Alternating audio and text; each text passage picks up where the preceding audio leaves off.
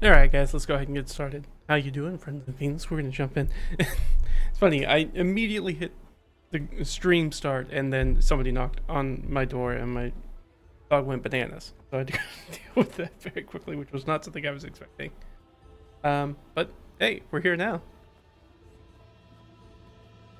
Thanks for joining me. We're gonna jump in at.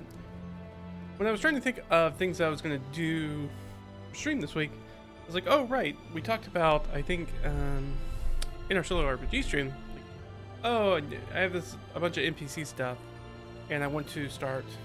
Actually, it was on. I think it was on the building stream, so last week. And I was like, oh well, I have a bunch of NPC stuff that's like sprinkled out all over, primarily Google Drive and a bunch of other things. Like, look, how about we sit down and maybe kind of compact it, consolidate some of that stuff, ramblings I've had over years at this point, and be like, oh well, let's take the disparate parts and see if we can cobble something together that's going to be useful, or at least useful for me. Maybe you guys will find it useful. So this is gonna be a dirty working stream. So it's very funny. I was watching a bonus reaction YouTube content creator. Go check out his channel if you're not familiar with it. And he was talking about his experience filming himself doing a live play. It's very funny. Somebody who's been around for a while, has a lot of well-to-do videos, quite a big viewer base, to be like, oh, being uncomfortable doing, like, showing yourself live, which is very funny for somebody, at least from my perspective, somebody who does a lot of in front of camera work that you do already. It's like, oh, you're worried that now you don't have the power of editing to cut out those parts, but yet the video is still edited, which is the funny part. So I was like, yeah, that's also a weird concern to have when you're still doing editing. But yeah, let's anyways, that was just one of those funny thoughts that I had. It was like, oh yeah, I guess I don't know, I think I've ripped that band-aid off enough watching me flub through a bunch of stuff. You've watched me do any of the solo RPG stuff and doing this stuff live off the cuff, and it's like, I don't even think about it that much anymore. But yeah, I can understand that now. Let me just finish things set up. So I'm going to do my own music today. So we're going to get rid of that, the background music. So if you want to listen along, here's what we're going to listen to today. I'm going to pull it up. This is one of the ones that I love. I've used this so many times. Put our window capture here in OBS. Oh, I'm going to be listening to the Frontal Relaxing Video Game music for 3 hours. There's a whole bunch of them.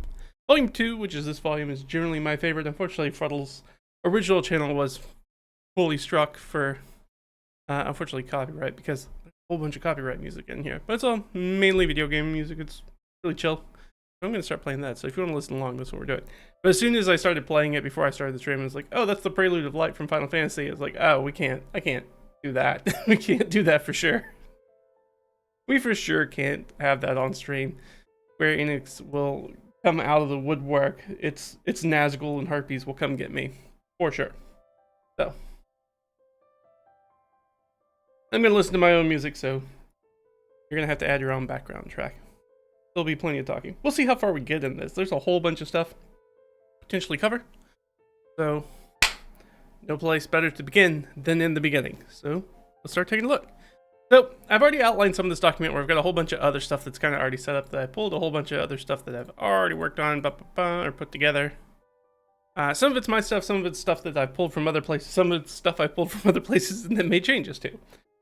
So the first thing I wanted to check though is that I have, this should be no different than what probably this first or second tab is. They're probably almost the exact same thing. I was like, I want to make sure that I cover what I've actually already got in my DM Finder. Part of it's already covered. Part of it, I think, is not. Or did I actually remove it? I may have removed it. It may have been one of the things that I removed. That would be likely. And one of the things that maybe I want to add back in. So I have some random NPC stuff in here, and I really should get rid of this. Gone over it before. It's only 1D100. NPCs and shops and market stalls, which I think is in here. I think 1D100. So it's this table, along with, there's actually a second table that goes with it, but it's literally just shops and market stalls. It's like, hey, here's some laundry, a bathhouse, a barber surgeon, baker, a farrier, sack maker, blah blah blah blah blah blah blah. All that stuff. But I think I have pulled out the other stuff. Oh, actually, you know what? It may be probably in the back. That's usually where I keep that stuff. Let's see. Yes, that's a sheet 4. And here is the second sheet that's in there, which is our drop-in NPC sheet. I've got 2 sheets that kind of hang out in my Dungeon Master's Guide when it comes to NPCs. One of them is the quick random NPCs, which I don't know if are in here. This here from the talk over. Which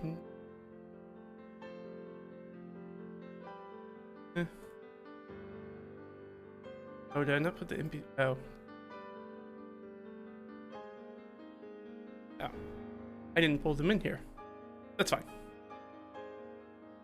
Or I accidentally deleted them. 1 and 2. Yeah. Okay. That's right.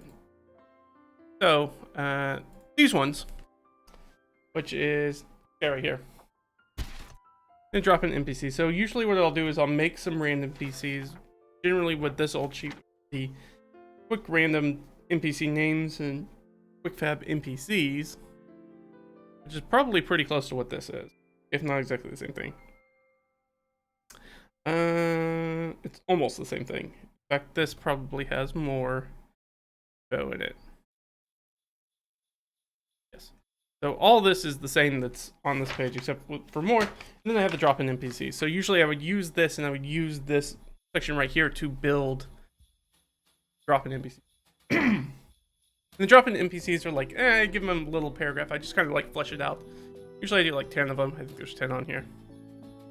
I just throw it in the back of my DM binder. I was like, I need to come up with a random NPC that I think they might want to talk to for a little bit. That's not like a transactional one. Not necessarily like, oh, they go to the shopkeep or whatever. It's like, oh, this is an NPC that like maybe I'm coming up with a adventure or quest, side quest, or a full sale quest. Off the cuff, I can pull out these guys. Usually has like their name, the most like common physical descriptor about them, and then a little bit about them. So like we have Fargrim here, which I think I've used Fargrim. Fargrim, the beardless. A tall and rather thin dwarf, Fargrim's most defining feature is his clean-shaven face. He is pleasant to speak with, though quiet, thoughtful, and approaches issues from a logical perspective. Not much of a hanger-on, he is happy to spend time alone. If it wasn't obvious from his shave, he is not one who cares. Caves easily to social pressures and... So it kind of gives me an idea about, like, who is this character they represent. So, yeah. So I don't know how much we'll need this particular sheet, but it is in here. And it's all built off of this sheet, which is the quick fab NPCs on the sidebar. So let's go ahead and get into it. All right. So I think what I'm going to do is I'm going to start pulling stuff from the other documents. We're going to throw them in here. Things that we think are important, things we want to keep. Okay, height, which is in quick fab, yes. So yeah, you know what? I'm just going to copy these. And we're going to drop these in here. And I think I can add an icon here. In there, cancel, yeah. Or maybe like a check mark. Like, I've already pulled everything from this one. Yeah, let's do like a... do this guy. Alright, so the quick NPCs has been done. Alright, so we've got height, frame, race, that you can tell how old this is, quirk, and that's it for this one. I like all of these. Frame, sometimes we call it build. Basically do 3 types. Oftentimes you'll see in like video game character creators, well, they'll have like the 3 axes, same 3 axes. There's like, you know, how much fatty tissue do they have on their body, how muscular are they, and how skinny, because skinny is slightly different. because you can go from skinny into the more muscular route or into fat route. So I just did that, and then I put like all the little in between. So brawny, which means they've got a little bit fatter but more muscular, and they're muscular. Then they're toned, which is more like a yoga body or like a long distance runner kind of thing, where they're quite skinny, but they also have toned muscle on them. They're skinny, and then they have medium, which I just kind of put in as kind of average build, which is kind of like skinny plus fat, just kind of medium build. So I think I have changed this in other things. It's that height is the same, short, average, tall. Just to roll with the d6, just nice and easy. Same thing. This I just went based off of. Clearly, when I was creating this, I had a specific setting in mind, which is not the current setting that I run in. Because you'll see things like Hawkmen are in there and Tabaxi, which I would not consider common ancestries in my current world. It's built for a very specific world. So I like this. I know we're going to get a bunch of this information from other spots. So let's put down here like considerations. We're going to have height in there. I think that's important. Frame or build. Again, if you guys have any questions, feel free to ask them in. It helps. I open chat that aren't. Did anything before this? I'm sorry, I wasn't paying attention. We've got our ancestry, which is going to be important. It's going to be one of those days where I cannot type. I feel fine deleting this because I know almost all of this is what represented in the absolutely next document we're going to look at. Quirks. I like that. I like quirk. I don't know if quirk's in there. Quirk's probably got some different stuff in there. And distinguishing feature. In fact, I'd probably put distinguishing feature.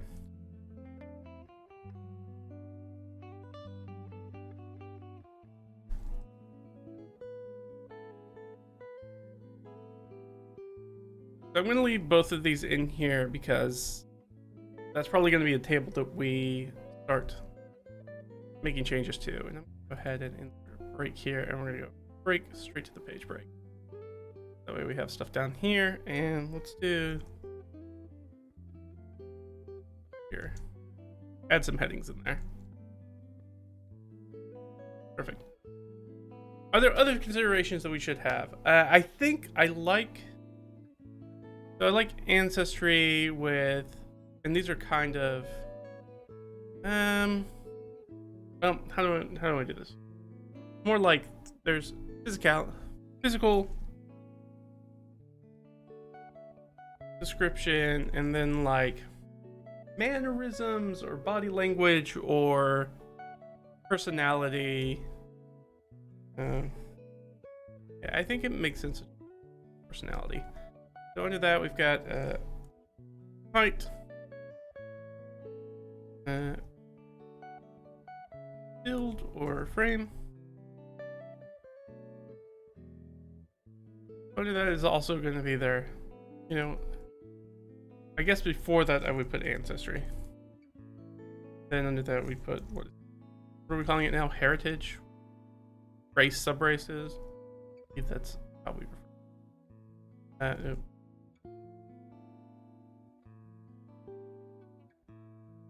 Then we have essentially kind of a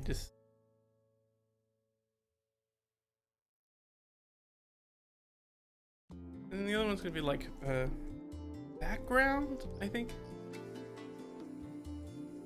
So quirk is definitely part of personality. Okay, so manner. Like, what's their quirk? Background is sort of, you know, where are they from? Job, that kind of stuff. Those kind of things that would look good. So this would allow us to build like a pretty robust.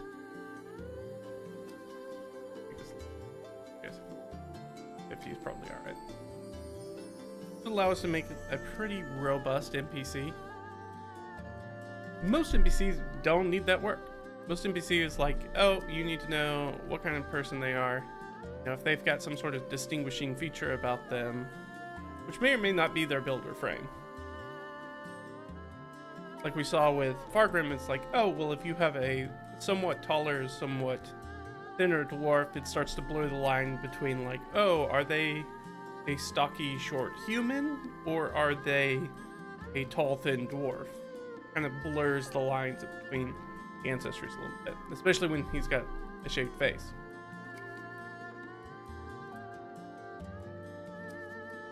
So I like to do that so that way I'm not always making the same stereotype. Short guy, lots of muscles, big beard. That way that my dwarves continue to be a little bit different, as well as my elves are a little bit different, plus any other ancestor I choose. Trying to keep that so that way it's not like when I describe one NPC, it's like, oh, how do you tell? What I don't want is I don't want the fire emblem problem. If you guys are not familiar, what's the easiest way for me? I'm going to search over here.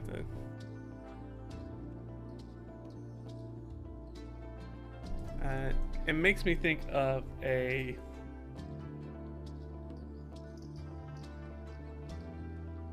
Yes, this is exactly what it makes me think of. Here, I'll pull it, guys. It makes me think of this issue. If you've never watched this video, it's quite good. This is a Brian David Gilbert Polygon video where he talks about, explaining how all the different Fire Emblem characters, only to realize there's only like a few different Fire Emblem characters. You can see it along the bottom, just how many blue-haired generic guys there are. Looking at this, and you're like, yep, yeah, there's a lot of them. So what I don't want to do is create a situation where you're kind of creating the same guy over and over and over and over again. I don't want to do that. That is what I look for out of any sort of NPC creation, is that I'm trying to create characters that are different. Like if I just need a stand-in guy, we can just make stand-in characters. That's easy. You go talk to a dwarf. That's fine. There's nothing wrong with that too. Be like, oh, you guys are gonna go to the smith. You might roll that down here. It might be like, oh, I'm gonna roll this 1d10. I rolled an 8. The human blacksmith. Done. Are my players gonna ask for their name? Maybe. Unlikely. I think every table's a little bit different, but in general, most players.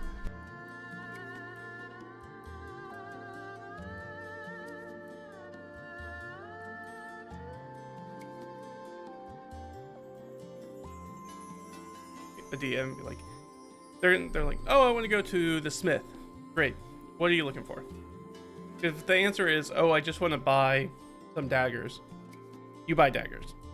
We don't need to RP that out. You buy daggers. It's the going rate. Do you want to haggle for them? Yes or no? Okay. You haggle for them. Make a persuasion roll if they want to do that. Even if it's the bard. Now, you can always use that as an jumping off opportunity to be like, oh, as I've talked about before, kind of the hiccup method. Oh, you want A. That's great. They need your help with this before they're willing to give you A. Now, if you're going in to buy daggers and they're like, actually, I need to send you off on a 5-hour side quest. It's going to take, I don't know, maybe like 3 sessions. Man, I just want some daggers. So you have to be very careful about how often you do that. You want to do that pretty rare, or when they have something really large that they're asking for. Like if somebody's looking for plate armor, maybe your fighter wants to buy plate armor and you finally have enough gold for it, and be like, yeah. The problem is like I need a very specific type of refined steel for that, and I don't have that. And that's the one where you're like, oh, my shipment was supposed to arrive here last week. It's missing. I don't have the stuff to do your work. If you would like to help me with that, I'll make sure your thing will be the thing that I do first when I get that stuff back.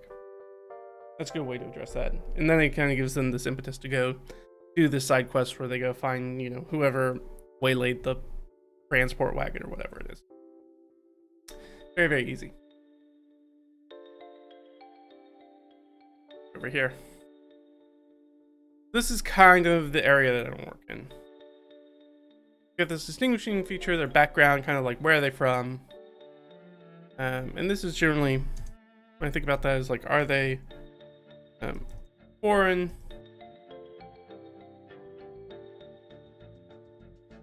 Kind of like near-ish? Nearby? Local. And then you can also break that down as in, are they rural, urban, or are they sort of like an outlander? Which is very easy if you guys have paid to watch me do my hex crawling and how I set up maps and stuff like that. This would just be like, are they from like a civilized area? Are they from the frontier? Or are they from like, kind of the wilderness area, even beyond the frontier? Because you might have a foreigner who's urbane, somebody who's from a foreign big city. And that gives you, instead of having just 3 different aspects you can pull from, it's 3 by 3, so that's 9 different aspects, which is a lot better with just a little bit of work. So having a local outlander might be, how do you square that circle when you're maybe playing in a city, and you might be like, oh, this person's local, but outlander could also be outside of civilization, so there's somebody who's lives in like the criminal underworld, or they're like a gutter rat or something like that, a very Aladdin sort of situation. Maybe there's somebody who's part of a thieves guild or like that, or somebody who's on the lam or living under a false name. Maybe they're wanted. Gives you a lot of opportunities to do a bunch of different stuff. All right, so we got everything I think out of here that we needed to get. Move on to the quick famine. So again, we still have their species and gender. So one of the things I've started to do when I do this is ancestry is usually we get like a I'll put it here, just like a D100 roll with like I think I go back and forth. Oh, it's female and evens male, and depending on your group, I like to do this, but it's not everybody's taste. Like the higher the higher, I don't know, and I don't have to know. I can just look. I can look at the actual one I use for my actual campaign. How about that? Because I'll remake these little charts for whatever area I'm running for, because depending on where you are in the world depends on how likely it is for certain ancestries to crop up. Done something with this sheet. I can never find this sheet. I swear, this is the one sheet in my in my Dungeon Master binder that I can never seem to keep track of. I feel like I always lose it. I think because it's usually on the back. There it is. I can never keep this sheet straight. But it has my D100 ancestries on it. I said, in this case, I said odds were male. And evens were female. And was it the higher the number or the lower? Yes. Higher number equals more gendered. Again, it's not for everybody. I understand that. It's just something I like to do. Me and my table. I'm running. Gosh. I hit the wrong button. Hit end instead of delete. Goodness gracious.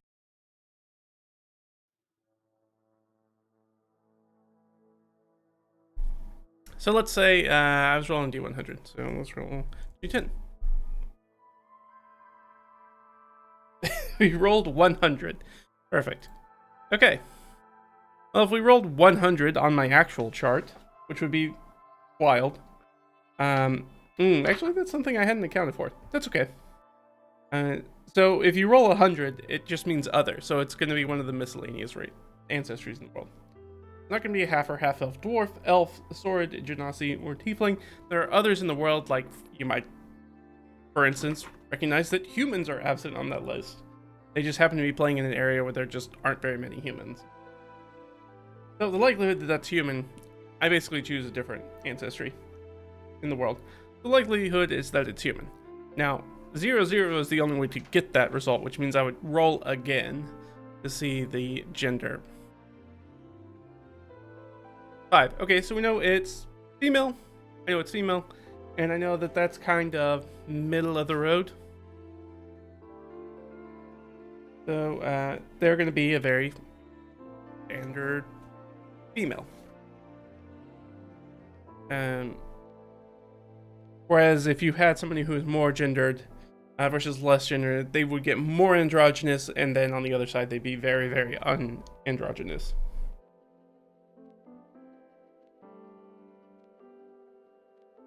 And that represents both in their mannerism and in their physical description. So it might help determine like the type of haircut that they have, and what kind of fashion they wear, what type of clothing they wear, and jewelry, accessories, things like that. It's not for everybody. It's just a fun thing I do. If you like it, steal it. Go with it. If not, leave that part out. All right.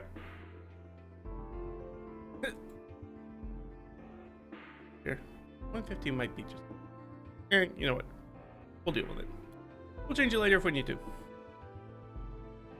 So all of these are kind of the same. These are gonna. This is kind of my go-to. This is my generic one. Dragonborn, dwarf, elf, gnome, half-elf, half-orc, halfling, human, tiefling, uncommon race, which I think represents all the ones from the original 2014 Player's Handbook. Which is why I chose these when I was making this. So it's going to be up to your setting. Maybe you want something very, very simple like this. This is super easy, boilerplate. It does exactly what you want. It's still really good. I would have to go in and look at what the 2024 ancestries are, because I know that like half elves aren't in there anymore. Because obviously they're going to do something weirder with the half races. Probably. So if you wanted to do something like this, very easy. Knock it out. But things that we also need to add in there. Okay, so that we're going to do that. Just because we generally roll for this at the same time, I'm going to go ahead and add gender in there. And actually, we can take this. I'm just going to leave the note in here.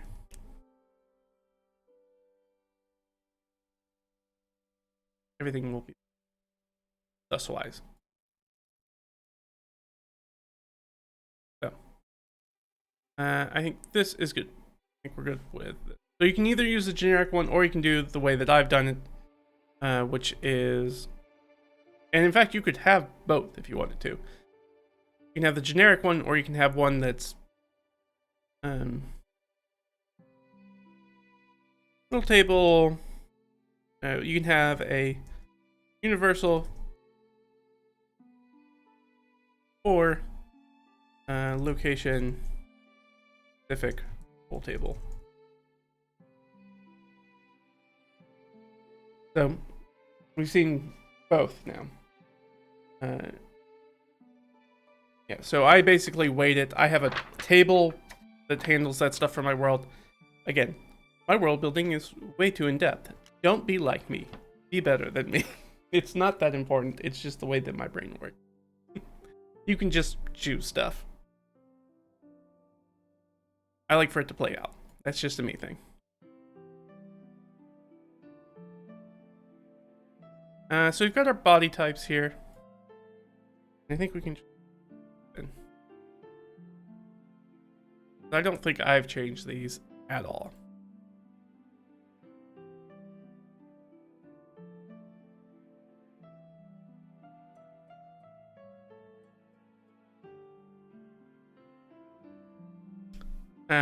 Though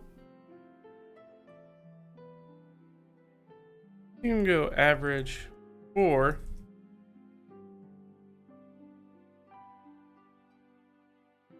because that one's a little bit one I struggle with, because otherwise everybody kind of like, what is average for a person's build? And that's not a super useful question. I'm sure when you think about an average height and build for a person, you have an idea in mind. That's often very different depending on people. Sometimes I go, this person's a little thin thick. So they or curvy or everyone who can. Maybe this might be where you throw in a little bit of a husky. You have thick. You can tell when I rewrote this that I was trying to stay away from fat, just because of the negative connotations with that. People are sensitive to it. I'm not that sensitive to it, but other people can be sensitive. Want to make sure that the people who are playing our games are comfortable in that space. Not much to say about that. It's a straight up 1d6 roll. It's useful. I find it useful. Maybe you'll find it useful too. Okay, we've done this. Ooh, yeah. That's one I hadn't done. Attitude towards PCs. This kind of screws up when I do it. In columns, but that's okay. But I do like the 2d6 height. Most of the time, people just end up being average. So I might actually drop this down to being a 6 through 8. And the age, which is very useful. This table is more useful than the one I think that I have that I use all the time. It is indeed. It doesn't include the age, which I need to add in. Excellent. So we need height, age, and attitude.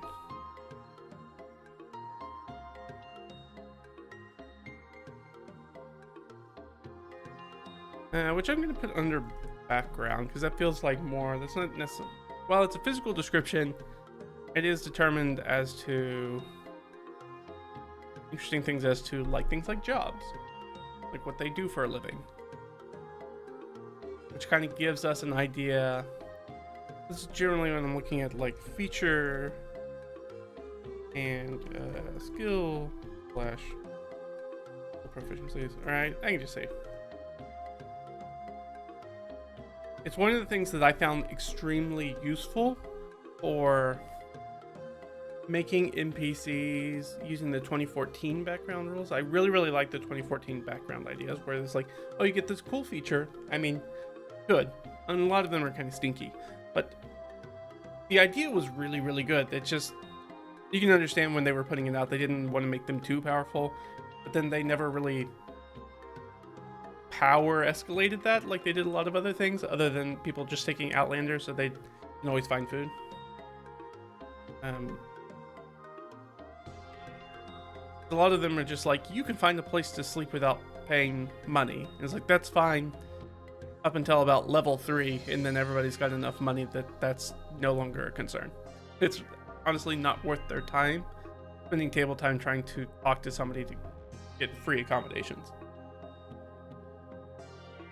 Why access probably would have been a better use of that, but that's neither here nor there.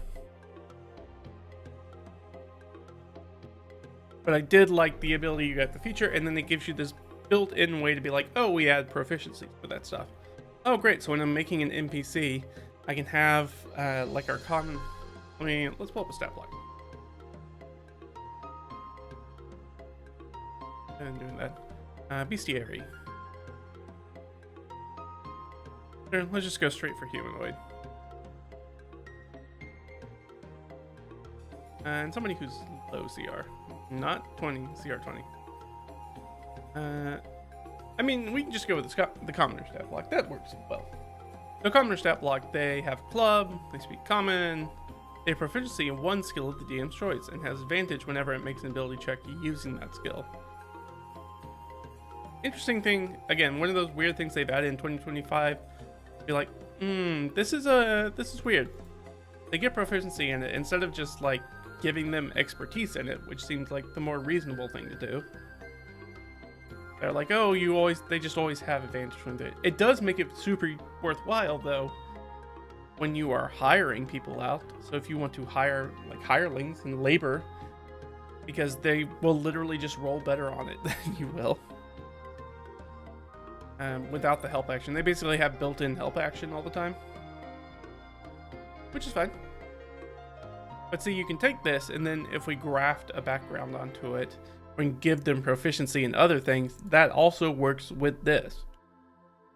So they have that one skill. I would let them do that with any of their stuff. The commoners trained in, let's say, I don't know, smith's tools. Great, that's great. If we wanted to give them something else, it's like, oh, they're from a city. Okay, maybe they have... actually, city's not... Let's do something else instead. Let's say that they're from like an outlander kind of area. They're kind of from the wilderness or the frontier or something like that. It's like, okay, so they have smith's tools. I might give them animal handling. They probably deal with animals quite a bit. And maybe even some wilderness survival. Great. And then they would get advantage on all those checks. So these are people that feel like they're from this area. They're good at doing these things that are necessary for them to stay alive and to make a living. We start adding those things in. Then we can add a feature if we wanted to. And the outlander, like maybe, oh, they're really good at getting food. Perfect.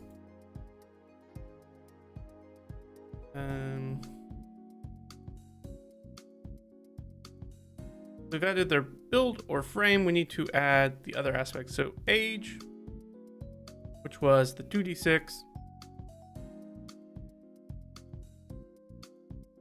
Again, I'll probably break these down because most of the time every time that you end up rolling is when it's 5 through 9. That's, I don't know what the stat breakdown of that is, but most of the time when you roll, you're going to end up with that middle range. And I felt like I so rarely get outside of that range when I'm making up an NPC on the fly that I might ease it down a little bit. I might make it 6 through 8 just to have a little bit more variety. Because I do notice a tendency when I'm making NPCs that they all tend to plateau kind of around the same age. And I don't love that unless I'm going out of the way to change their age for a specific reason. But just random NPCs tend to plateau at a very median age. And I don't love that. I want it to be slightly different. So we've got young adult, and yeah. And Edler, that's supposed to be elder. And these age ranges I've given here are obviously humanoid, clearly built for humans, but the same would be true. You would just translate it to whatever ancestry it is. But that's a reference point for me to be like, oh, what kind of age person is this as far as like their personality and the way they act?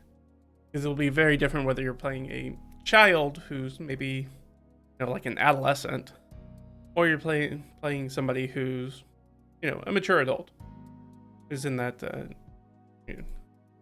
getting outside of like middle age into later stages of their life. They're fully matured at that point. We have child, young adult, adult, mature. Just as an example, it is kind of weird that middle age is there. I think I've changed this in something else that I put in, but I would have to go find that, and I don't know where that is because it's clearly not under NPC, or I would have found it. I have whirled it away somewhere. We have child. Yeah, I can spell that. Young adult. Adult. Sure. And their personality, manner, their quirk, and attitude, words. And that could just mean adventures in general. And some of that will be built into whatever setting you're playing in and be like, okay, when you think about the way that your world setting works, how do people view adventurers? Do people like adventurers? Do people not like adventurers? I can see it very different, and maybe it's not one clear-cut thing across the board. Maybe it's places like, oh, people on the frontier they might like adventurers a little bit more because those are the people who are around who are skilled in what they do, and they're willing to take coin for their services. It's really nice. Maybe if you're in the heart of civilization, like a big city or stuff, people don't really like adventurers because adventurers in a lot of ways are only one step away from kind of roaming bandits / mercenaries. And having people that are incredibly competent and, let's face it, very murder hobo kind of people, not exactly who you want just rolling into your hometown and hanging out for a while. Like, it's bad for business and it's bad for everybody that's in there. You kind of want to give whatever reason those people who showed up, get them what they need and get them out of here. Because you also might not want to fully bar them from entering because you don't want to upset them, because again, they are violent and very competent in violence people. So adventurers don't like being told no. Tell your players no and see what happens. Have an NPC tell them no and see what happens. They will probably, it will probably not end well for that NPC.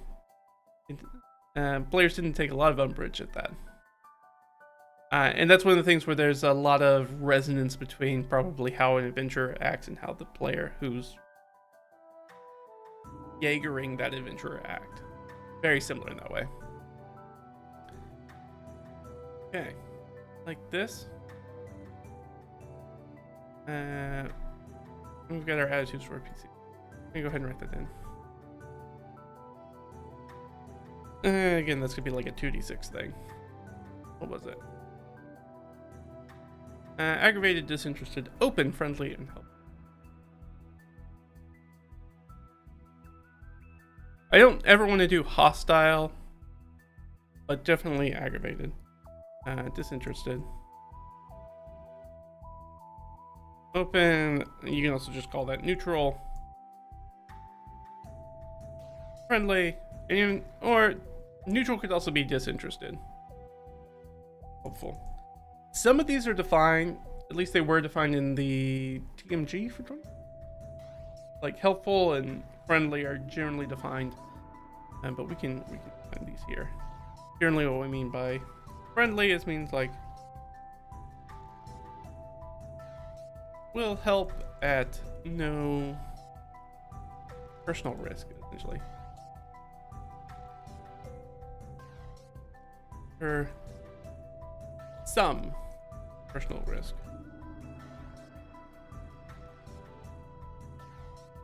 There's a difference between being friendly and being helpful.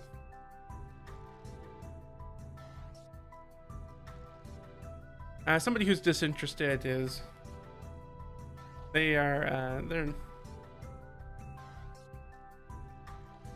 kind of requires personal risk to help. And aggravated means they're kind of one step away from hostility. That doesn't mean like in a Skyrim, or I'm playing Kingdom Come Deliverance, is like if you just do something to an NPC will just start swinging on you. Not quite that, but they are more likely to be like, oh, I'm gonna see if I can get like the law involved if you keep badgering me about stuff. Like, I made it clear that I do not want anything to do with you. Please go away. And so it's then, how do you, if somebody is aggravated, how do you start fostering that relationship with an NPC? It's very important if you need them for a very specific quest. Somebody who's disinterested is going to require some sort of personal risk to help. Somebody who's disinterested is probably like, I don't really want your coin. It's fine. Please, just go away. I think you're more trouble than you're worth. So you might have to give them a boatload of coin. That's probably not going to be enough, though. It needs to require some personal risk to help. So that means you could just straight up intimidate them. Be like, if you do not do this, I will bring physical harm upon you and your family. Adventurers, not always good guys. And they'll be like, yes, I will help you. Thank you. Yes, I will do this because I'm basically being forced to do it. Or they want to help you because it's mutually beneficial in some way, even though they don't like you. Like I said, if we went back to the example earlier of having that fighter who wants to get plate armor and goes to a smith. If the smith is disinterested in that, they're like, they don't really like adventurers, and they don't really like the idea. Maybe they have something in their backstory. Maybe you come up with that on the spot, or maybe you let that be something that's revealed later as they, move some of the attitude of the NPCs more towards open or neutral, where they might be more willing to talk about themselves. Find out that, they maybe have a bad experience with adventurers. Maybe somebody ran off and didn't pay them, or ordered some work and then never showed up to get it, and now they've got a whole bunch of money in a piece of work that's like, for plate armor. Plate armor is a good example. I don't want to make plate armor, because plate armor is very specialized to one specific person. And so these people ordered this plate armor, I made it for them, and they never showed up. And I can't sell that to somebody else because it doesn't fit anybody else. Like a tailored suit, I can't really sell that to somebody else. And so nobody showed up for it, and so I'm out a bunch of money and time, and behind on my other orders. So if you're coming in here and you're asking for this help, I'm not inclined to do it for you. But if we set in that position, it's like, but actually I need these resources, and they're a week late, and I've got orders that are piling up, and people are upset with me. Tell you what, if you go track down those supplies and bring them back, I'll be willing. I will make some plate armor for you. And that's the open door. So you're still able to do that quest, but that's very different than somebody who's maybe open and is just like, oh yeah, absolutely, I'll make sure that you're the first in line. You go do this for me, I'm so much appreciative. It's very different tone in that interaction, but you're still going to get the same result out of it, but it adds, it's a different pattern. Same material, different pattern on the material. But when you do that kind of stuff, it helps, at least in my mind, it helps create a more robust kind of roleplay experience without actually changing what's happening.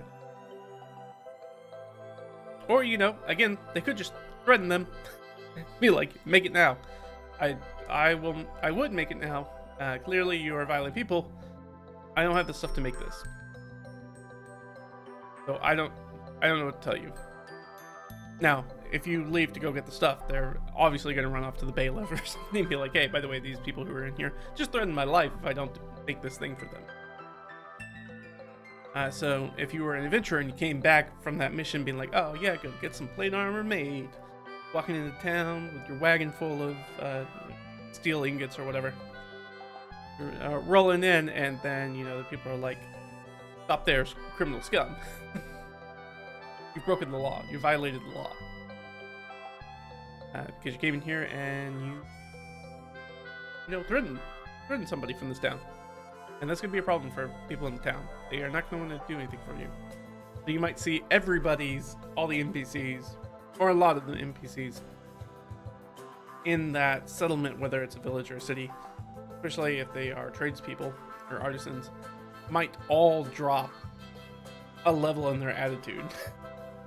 So if you had a whole bunch of people who were like open and neutral to you, and you picked the one person who was disinterested, now everybody's kind of disinterested. And as you walk down the street, like, people kind of close their doors and draw their shutters, like they don't want your business. You might find it hard to find like a place to stay at an inn. People are like, yeah, we heard you're super violent, we don't really want you here.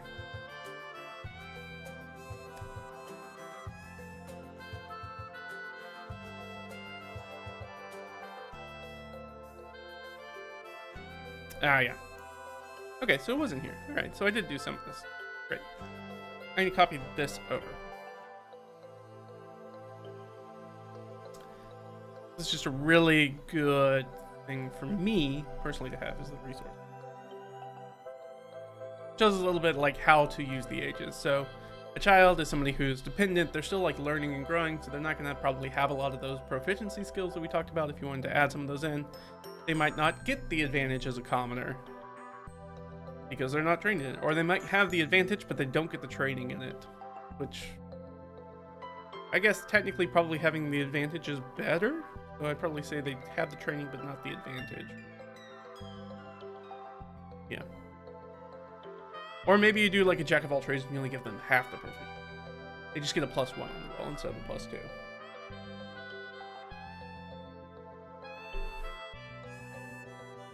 They're still learning and growing. A young adult is coming of age. So I do a slightly more realistic setting for this time period, where a young adult is like somebody who very much like having a bar mitzvah or a bar mitzvah. Has been like, hey, you reach a certain age and people are like, you're an adult now, whether you want to be or not. That's how it is. And so those people are, in this, I think I put it down as like 15. But I had it down as about 15 or so. I guess we could add this in. Now, what was it, like 15 and 25? We can copy this stuff over. Just because that can't be useful. And so that's 25 to what was it, 45. 25.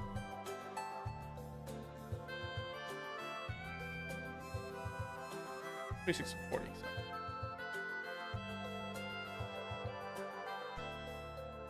And then Victor is what? 41 to 65. And older 6. And a child. Yes. Yeah, listen. I was gonna say something else, and then I thought better of it. Less than 15.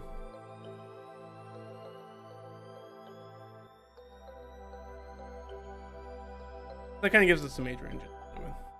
Like that. Means I think we can. These. Oh. The end of that. No, no, no, no, no. Back in. Screw that up. There we go. They have young adults, a coming of age ceremony. They're in their physical maturation stage. They're like late teens, early 20s. They're independent. They're working. They're figuring stuff out on their own 2 feet. Adult, they're in that sort of marriage age. They yeah, 26 to 40. And again, like, it's not always super, like, certainly in the context of when we're like, oh, people who come of age at 15, they get married very young too, often. But this is a little bit more palatable with the real world. Again, this is another interesting thing playing Kingdom Come Deliverance, where it's very clear, like, no, for legal reasons, they have to make it very clear that Henry of Skalitz is an adult and is somebody who is in his 20s. But it's like, the truth is like when you play the game and the way that people act and talk to him, makes it very clear just through context clues that he is supposed to be like a teenager. Which makes a lot more sense as to why he's still a blacksmith's apprentice, even though it still makes no sense why he's not any good at being a blacksmith. Like, at that, by his teenage years, he should have many years of apprenticeship under his belt. So, and I don't think it would have broken the game to be like he starts off with 5 out of 20 maintenance skills, being able to take care of his own gear. Or as a way to just kind of earn some money, selling good stuff back. I don't know. I haven't sat down with the game to figure out the scaling, if it's worth repairing items to sell it. I don't know, actually. This is a good Google search. ACD1 set to repair item before selling? Question mark? What it says. The cost of repairs usually outweighs the increase in sale value. I assume that was probably the case. That tends to be the case in most games. Unless you are trying to really buff your maintenance skill. That makes sense. My maintenance skill is maxed out. Actually pretty easy to do in the game. Just by keeping your gear in tip-top shape. So, adults got that mental maturation, they're establishing their family and household and doing all that stuff. Once you're in the children, so kind of getting into middle age, children that are going through their coming of age, so starting a household and family means like youngest children.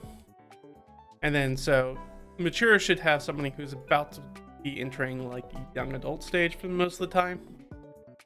This is helpful for me because sometimes I struggle with as a dungeon master is that my NPCs, like I said, sometimes tend to be roughly all the same age, which is not great. That's the thing that I'm trying to work on. And that's why I want to change the table, so it will help me do that. But also, they tend to be isolated. They tend to be just kind of pop into existence. So I need to work on being like, okay, if they are this age, is it likely that they have a relationship with somebody else? Do they have any children? What is their living situation? Again, not important for every NPC. In fact, unimportant for the vast majority of it. But for those NPCs that continue to prove themselves as current, prove themselves as NPCs that players keep coming back to in a campaign, be like, every time they come back to this character, I should dole out a little bit more to them. give them, add a little bit more texture to them, flesh them out just a little bit more, even if it's just like one of these things. Be like, oh, you find out that they're in a relationship with somebody, or they find out that, you know, they have kids, or anything like that. And then once they get mature, they're mentoring their future generation, so they're probably taking on apprentices. Their experience at this point, you know, I might go, you know, do they have expertise? If you want to mechanically show that off, do they have expertise in that field? They're mentoring the future generation. They're taking on those apprentices, stuff like that. They're doing a lot of teaching, which changes often how they might interact with adventurers, because adventurers in general kind of tend to be, at least it's been my experience, a lot of people kind of drop them in their 20s, which makes sense. A good age for that. So when they're in their 20s and be like, oh, these are people, you know, you're trying to impart knowledge and experience and wisdom to them. Be a thing that you do as you get older. You try to keep people from making clear mistakes that you can see down the path in front of them that maybe they can't see yet. Then you get into elder territory where it's like, oh, they're probably gonna have grandchildren. They're probably gonna be a respected elder and advisor, both in their field and maybe in the community. And they're probably retired or semi-retired at this point. Again, if you look at this as being an apprenticeship, by the time they move into elder, they should have somebody who's kind of running the, if it was the blacksmith, somebody else who's running the smithy that you've kind of handed it off to, and you're just kind of more in an advisor role and kind of helping. In fact, this person may be spending more of their time teaching the new apprentice that's coming up on the basics and helping them learn things, while the person who's in, you know, maybe this role or this role is doing the brunt of the work, whatever that might be. Very cottage industry kind of thing. Look at stuff. I like it because it just helps me with like, oh, this is how things might work in the world. This is our 1d12 personalities. I'll just copy this whole plate over. We've already gone over this in a thing before. I think this was before I kind of changed the name. Yeah, a little bit.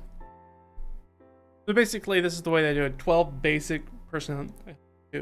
12? Is that right? Yeah, there.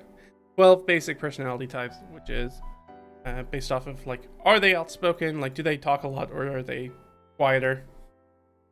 Are they, and I use the like 4-man band, but it's just 3. Actually, maybe band. Power trio. Power trios usually, this is like a TV tropes thing. Power trios are usually like bronze, brain, and like charisma or charm or something like that. There's the one that thinks, there's the one who fights, and strong one, the smart one, and sometimes the sneaky one, or something else like that.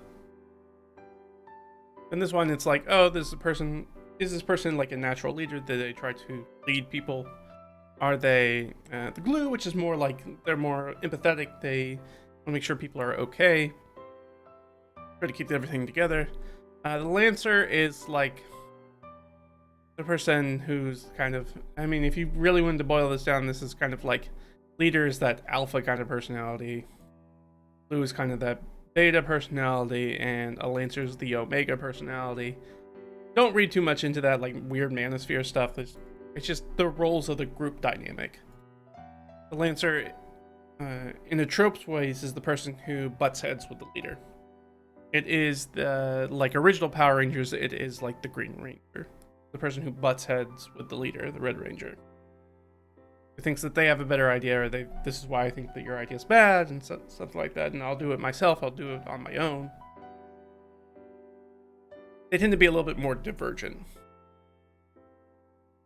And then on the end we have just red Oni or blue Oni, which is very Japanese folklore, which is like the blue Oni is very analytical, thoughtful, logical, that kind of thing. And the red Onis tend to be more passionate. One's guided more by logic, the other one's guided a little bit more by emotion. And so you can have somebody, again, I have a whole video where we go, get out of here. talks about how to do this for it. But yeah, just using these, super useful. I like it a lot. I'm actually in the process of writing out a whole thing for it. I'm slowly making it happen, but we're getting there. Which means that we can probably actually delete this entire sheet, because we don't need to know all this extra junk about them. Really just for me. At some point I was putting this together thinking that maybe I'll put it up on DriveThruRPG if somebody wants it. But that's all we need to know about it for right now. Let me go ahead and give this a check. That one's done. We're not gonna need to pull anything from there.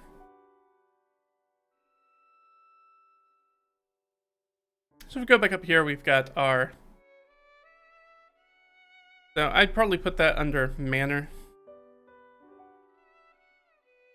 Personality. I'll just go ahead and say 12 personalities. Kind of like their personality is how do they expend themselves towards the PCs, how do they view the PCs, what is their general manner as to their personality, and then some sort of quirk that goes with that. Kind of sets them apart. That helps them be like, it's very easy that you might end up with an NPC who's going to end up being open and neutral, and you might roll the same d12 that's equally weighted, but you might end up with something, or some of them can be very similar, like it's very different. If you have a leader, outspoken red oni, not that much difference when you're dealing with them on a one-on-one context between Lancer, outspoken red oni. Like those people in a one-on-one interaction are going to see very similar. The only difference is that the leader's probably going to try to get you on his side, whereas Lancer's like, it's my way or the highway kind of situation. The way that I want to do it, if you try to get me to come with you, that's a hard pass usually.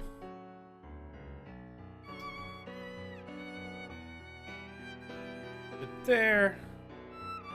Now we've got our memorable NPC element. So this one's a little bit different. Because obviously I was adding this in. I actually copied that. So I don't think I was actually adding... Oh, gosh, I think I did it again. There we go. But I think I was doing this in the exact same way I was doing it previously, which was before I started taking age into account. It was even less likely that age would show up very often. Quirk, yeah, so some of these quirks are not going to work because this is stuff that... Well, these are things that are not going to work as well. Because those are in our personality. And delete those out.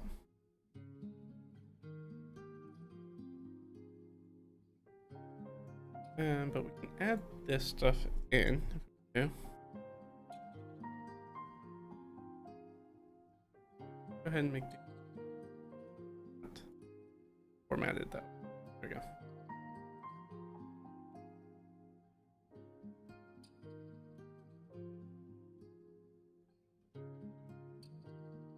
Just kind of give us some ways to quirk about like how they act.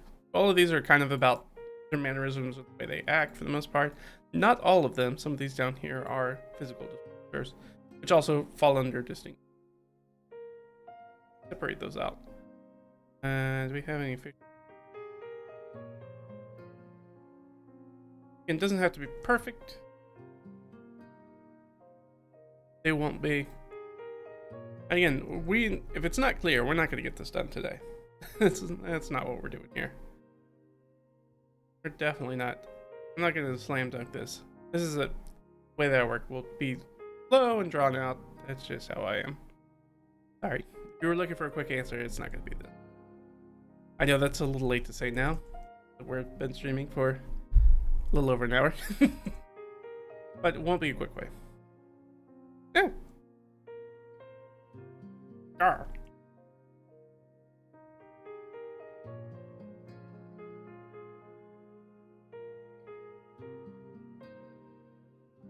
Great. All right.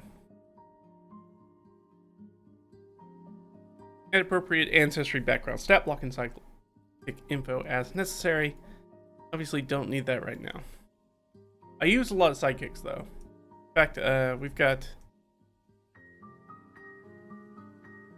Crookback Amina also follows it. Actually, you know what? Crookback Amina is like a good showcase of these guys in general.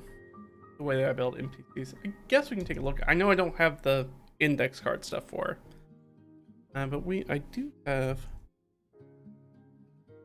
stat block. Well, you can do it.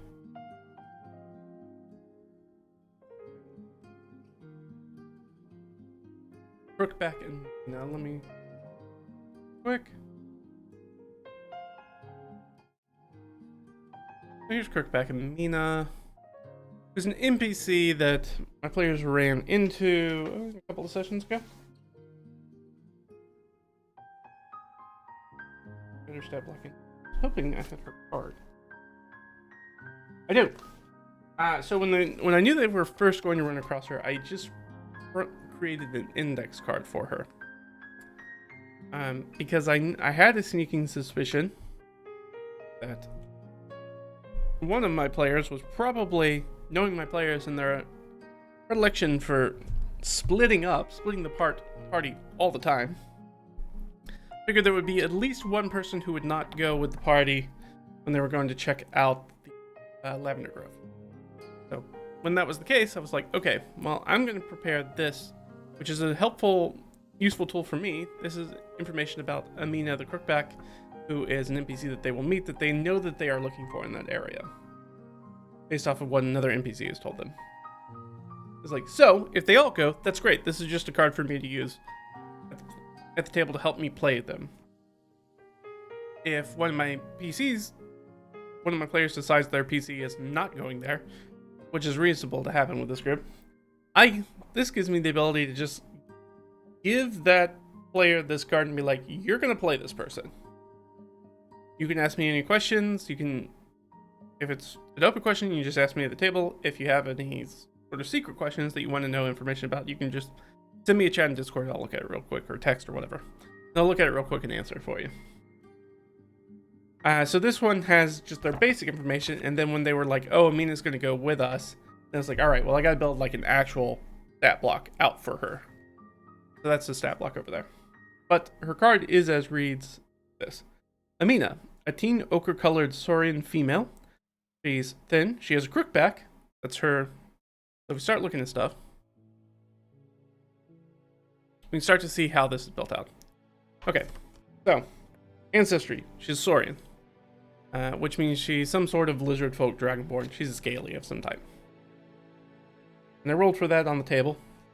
And I rolled with that, and I rolled with female. I don't remember how gendered I ended up. No, she's not super androgynous, so I didn't put that in here. There's no notation of her height, so I rolled average on height, which is really what I do. I only mention if it sticks out. I rolled thin. She's thin. She's thin, and she needed some distinguishing feature. The distinguishing feature I got for her is she has some, I think it might actually be down this list.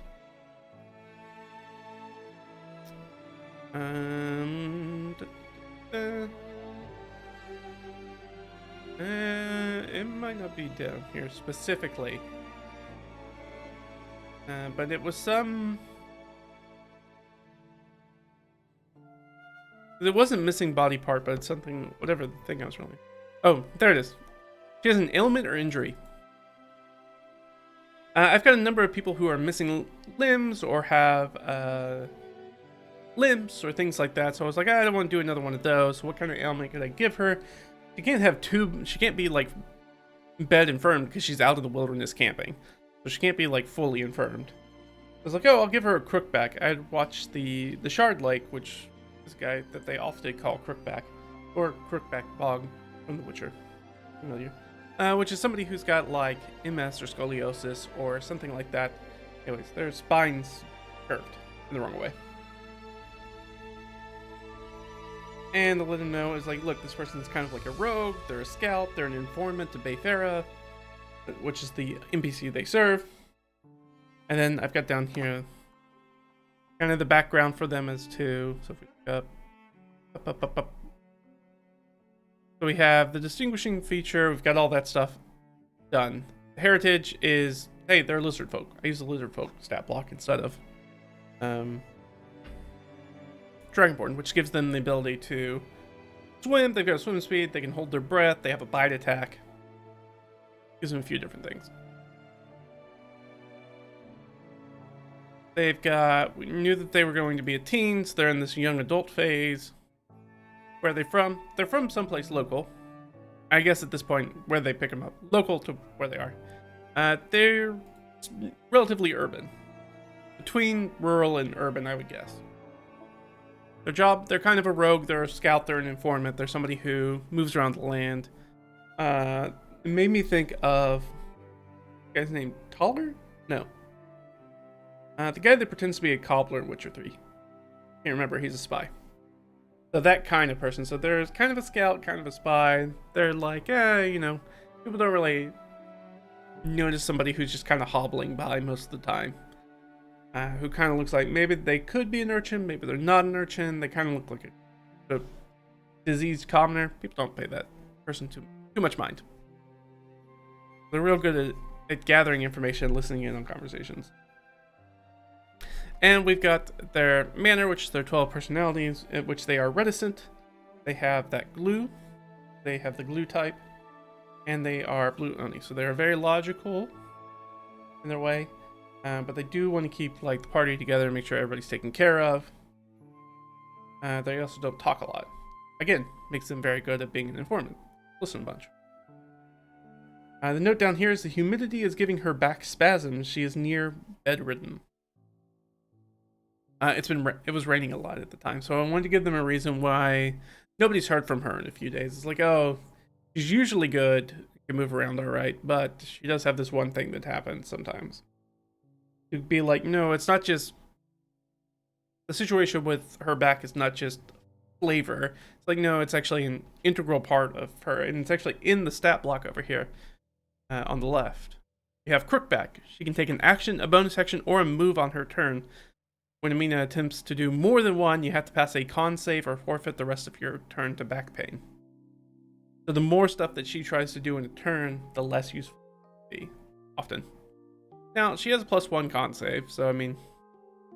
And you'll notice I didn't put a DC there, because the DC is dependent on like the room or area they're in, because I do like room DCs for my CRPG. So, in some situations, she'll move around pretty easily, because the con save might only be like a 7, like it was in one place in the Lavender Grove. It's like the DC for this room is 7, so getting around and doing stuff for her in that room, super easy. Other rooms have like a 15.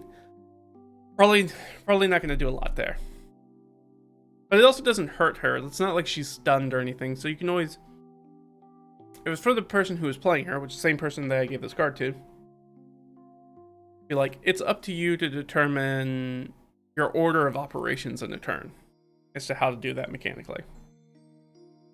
And then the bottom here is just like our 6 W questions are who, what, when, where, why, whoa, that's how spelled backwards.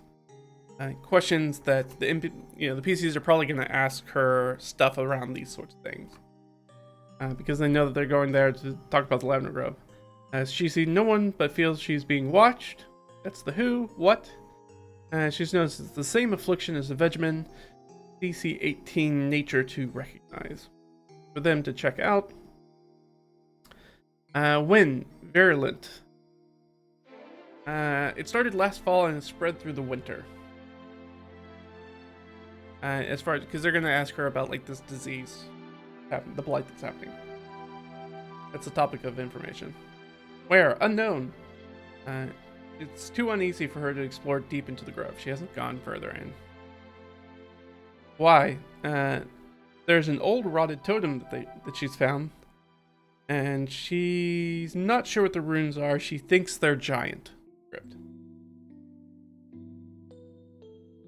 She also knows it's like she knows where we could find some giants if they don't have anybody in the party who can talk to it or doesn't have like comprehend languages or something like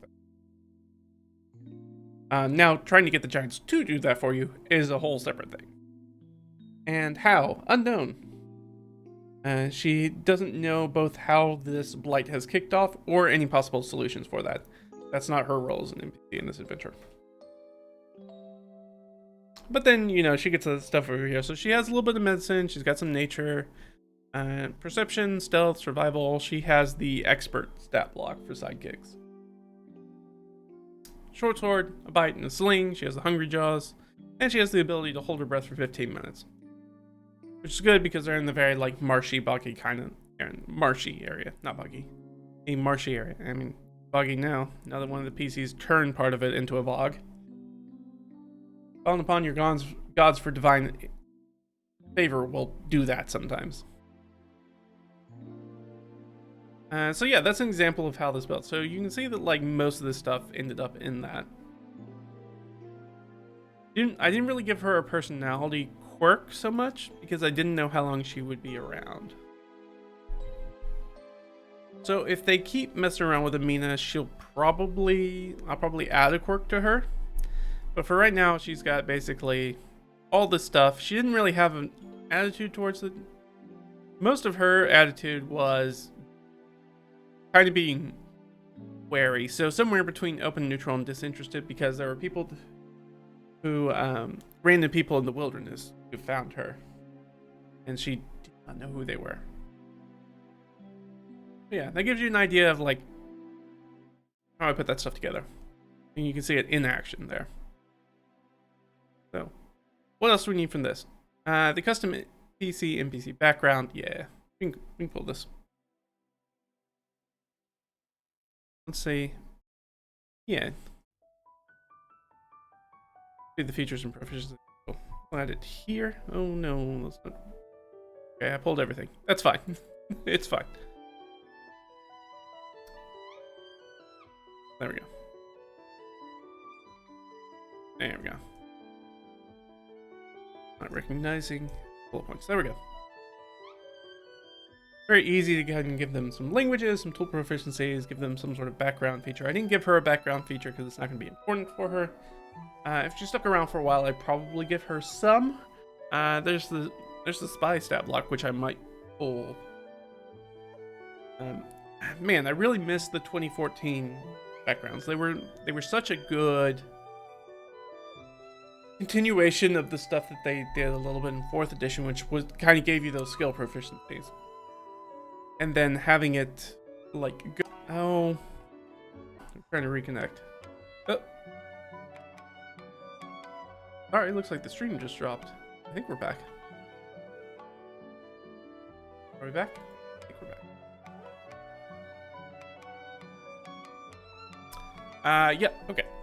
We're back. Good. Alright, I don't know where we dropped off. It's not that important.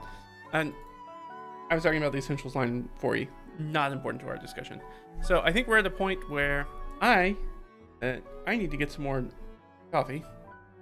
In addition to that, I have to give my dog his medicine, afternoon medicine. So I am going to go do that. This will probably take a little bit longer than usual because I need to give my dog his medicine. So if you guys hang on, we're gonna jump back in, and I think we've gotten everything we need out of here. I'm just gonna go ahead and give that the check mark. Boom.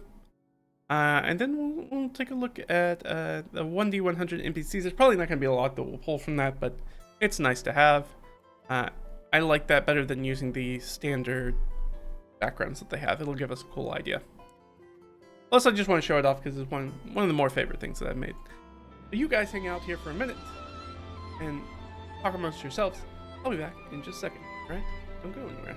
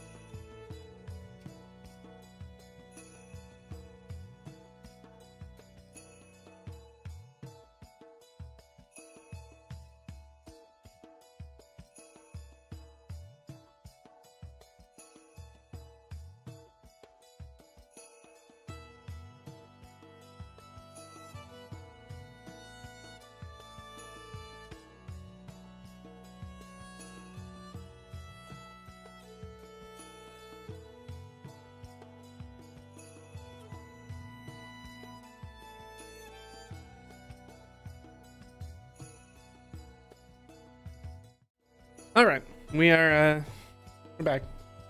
Did not take as long as I thought it would. Thanks for hanging out. And turns out that my partner had already given him meds, so thanks to them, back in here, be appreciative.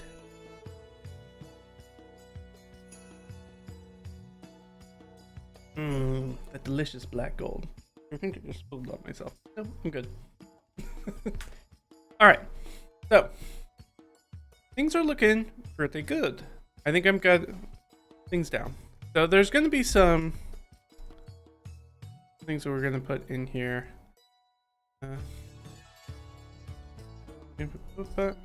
Put building blocks. So one of the considerations that I want to have is be like, you know, are they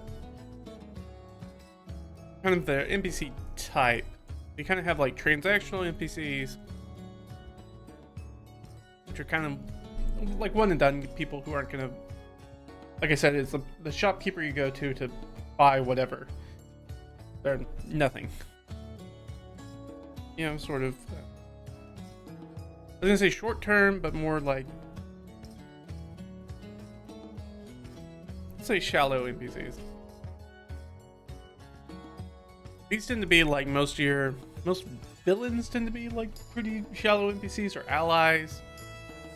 And then you have sort of like these. And really this is like, by shallow we do pretty much mean like short term. Or deep we often mean by long term. And so whatever that type of NPC they are tells us a lot about how much do we need to produce for them. Like how much of this building block stuff do we really need to do for those guys? Really going to depend on, like a transactional NPC, we really don't need anything. Honestly, you don't need a name, you really don't need anything. The most important thing is like, what do they do? Which tends to be the most important thing for a lot of NPCs. And we can take a look at that right now. So this is my 1D100, which is more than 100, I'll be real honest. But NPCs, these are so small, even at this size.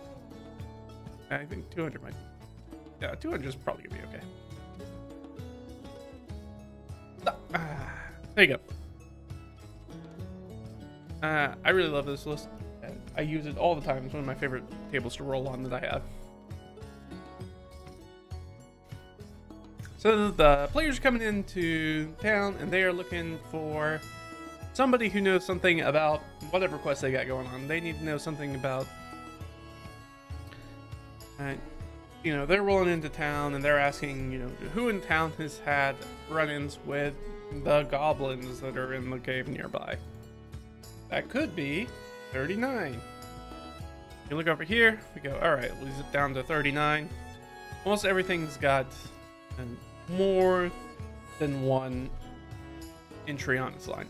I think almost everything has one on this guy. Yeah, like Gambler has one entry. Some of them do. But most of them have anywhere from like 2 to 5 entries, depending on what they are.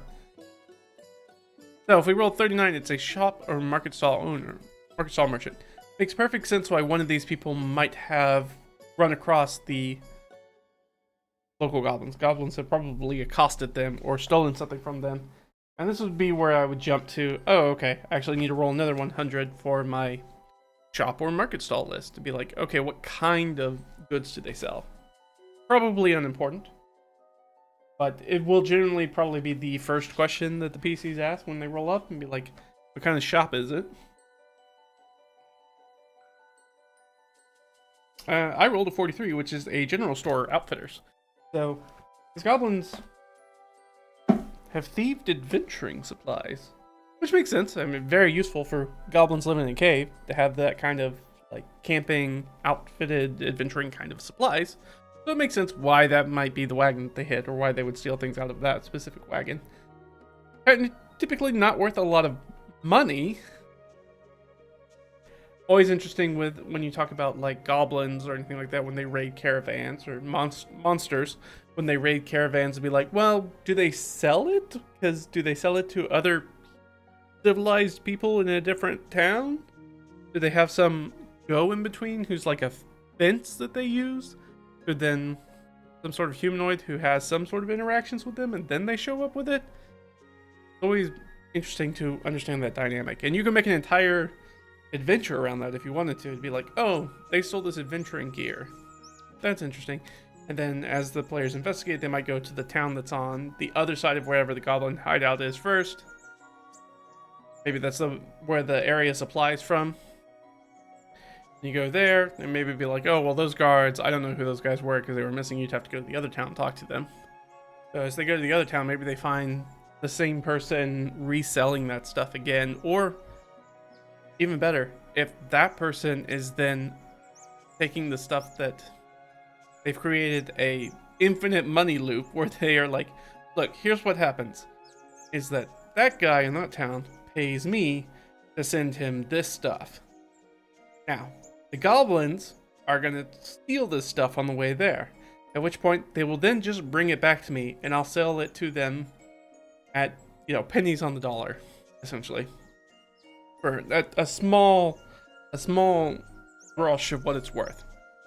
And then, I resell it back to that guy again, so I basically make my money twice. Now, will that guy be upset that the delivery never showed up? Well, what can you say? Hey, act of God. Nothing I could do about that. I lost guards in whatever fight that was. And maybe they start to unravel. That is sort of a mystery. If you like to run adventures like that, that would be an adventure that I would for sure run. Be like, hey, there's a weird thing that's happening. You guys should probably, on the surface, it seems like it's one thing, but it's probably actually something else that's going on if you look deeper into it. But they could also just go to the goblin camp, kill all the goblins, recover the stuff, and show up and give it back to the guy and take it back to this general store owner, and that would be the end of the quest. It's like, oh, but you guys didn't learn. And then it won't be maybe they go off and do another adventure, and then they come back and be like, man, the same thing happened again. Can you believe it? And they're like, what? Adventure will be like, what are you talking about? Those goblins are gone. Yeah, I don't. That's what you said, or maybe I'll be upset with them. That's what you said. You said you killed all the goblins. My shipment still went missing, so goblins again, I suppose. Maybe you didn't kill them all. Maybe there's more of them. And you can actually regurgitate the same quest if you want to, and maybe you swap out goblins for orcs or some other kind of monstrous humanoid, as we call them. Yeah, these are really fun. I like these. I'm gonna go ahead and copy all of them. So good. Obviously, we're not going to put this in the same sheet. Else right in the middle, or we'll blow up that entire space. I drop it in. That's so large. Okay. So obviously, if I drop it down here in this job area, it's gonna blow that up. The huge, its own page kind of thing. What you can do here is probably do this. You can probably. And just put it down there. So all these resources same place, and of course it won't double column that for me. Because why would it keep its formatting? That would be silly. Docs, don't be silly.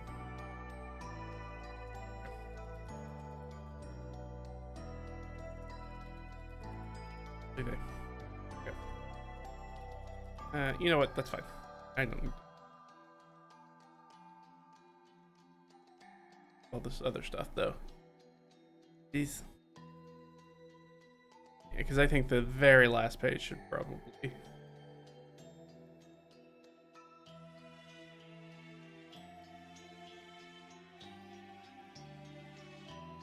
I think I had set for it.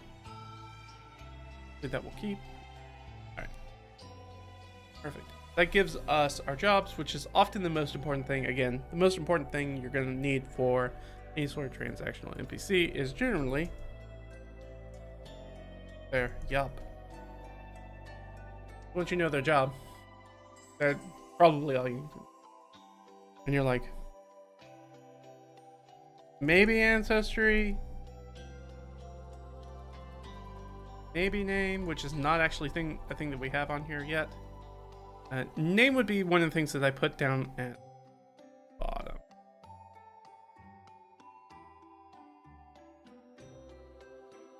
And oftentimes, this is good. Speaking of names, this is often a common thing that I notice. This is an often thing that I notice a lot of dungeon masters, game masters really burn themselves out on and be like, oh, I gotta have like a list of names and all this stuff. I need to have all these NPCs created. Now, even I am fall prone to it. I have that entire list, right? 10 NPCs that I can just drop in. This entire drop-in list of NPCs, which we do when I need something slightly more robusto. But in general, players don't care. And one of the things that I have done, and I'm gonna do more of this, and it's one of the reasons that I want to do this specifically, work on this stuff. I want to work on these things specifically, is players like to roll dice, and in a lot of situations, they're perfectly fine creating an NPC kind of together on the fly, rather than being like me build out the NPC beforehand, especially if it's an NPC that we're not expecting.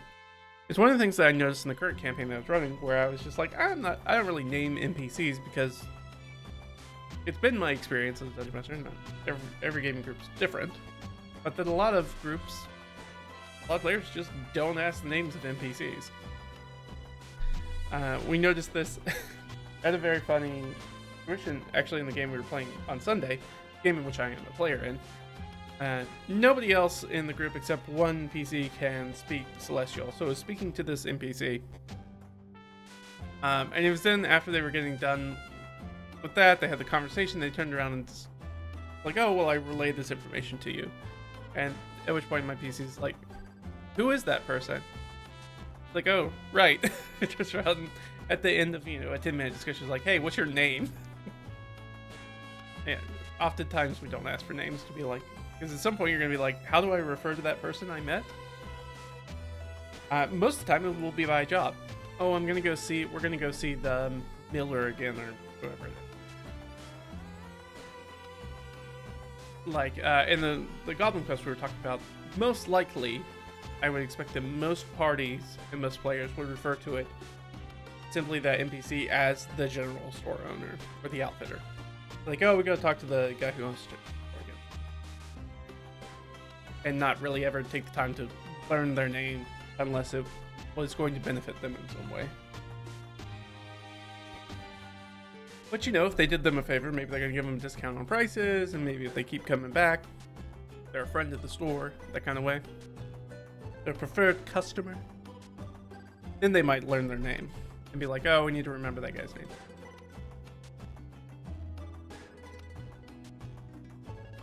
They're D100, so we can go ahead and we can take a look at, let's say if we were going to create an NPC and we wanted to add this stuff, that feature and proficiency.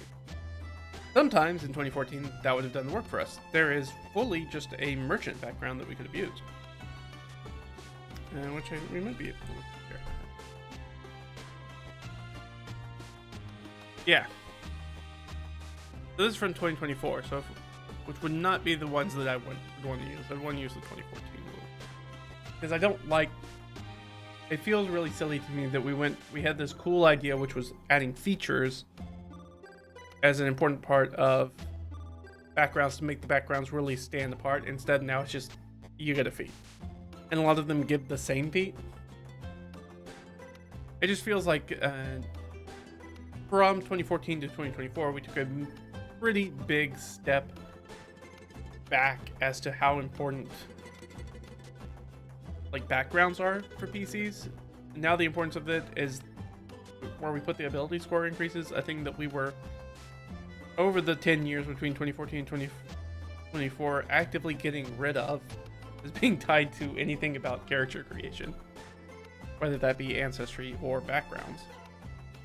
So it's a weird kind of we took 2 steps forward and then we kind of took 1 step backward kind of situation, at least in my mind. So here you would learn the Constitution, Intelligence, Charisma, you get the Lucky Feat, you get Animal Handling and Persuasion, Navigator's Tools. But these would all be reasonable things that I might give a merchant. I don't think they should have Navigator's Tools. That seems wild to me. I would probably give them... They don't really have Merchant's Tools, but I'd be like Scales, Balances, like Weights and Balance. Give them the ability to use Scales, which might be a thing. Which maybe gives them like advantage when they're doing bartering or something like that. Something that would tie in, especially if we're using this commoner stat block that's right behind it. Think about, oh, they get this training where they get advantage on it. That is also the weird thing about this. It's like, hey, if you talk to any shopkeeper, that shopkeeper is probably trained in persuasion, which means they're always going to have advantage on persuasion. Which is one of the things where it's weird. Is like, do you make a persuasion check against their wisdom saving throw, or how does that work when you're trying to haggle? One of the many gray areas there are in the kind of soup that is the social pillar of D&D and other TTRPGs, where there's not really a lot of mechanics around stuff. It's just kind of just vibes, man. Like, that's great, but you can't have 2 pillars of your game that's just 2 or 3 pillars of games that's just vibes. It would probably be better if we had some actual rules for those things. And there are rules, but they are really loosey-goosey, and in my mind, obviously not play-tested a lot. They're just kind of like, if you needed something, I guess you could use it. Instead of being like, hey, here's a good framework for how to do these sorts of things. It's more of a rush repair job than a thoughtful system build. That's just me. Yeah, we can see that. It's going to pull up. I don't think I can get the... If this will pull up the 2014 merchant.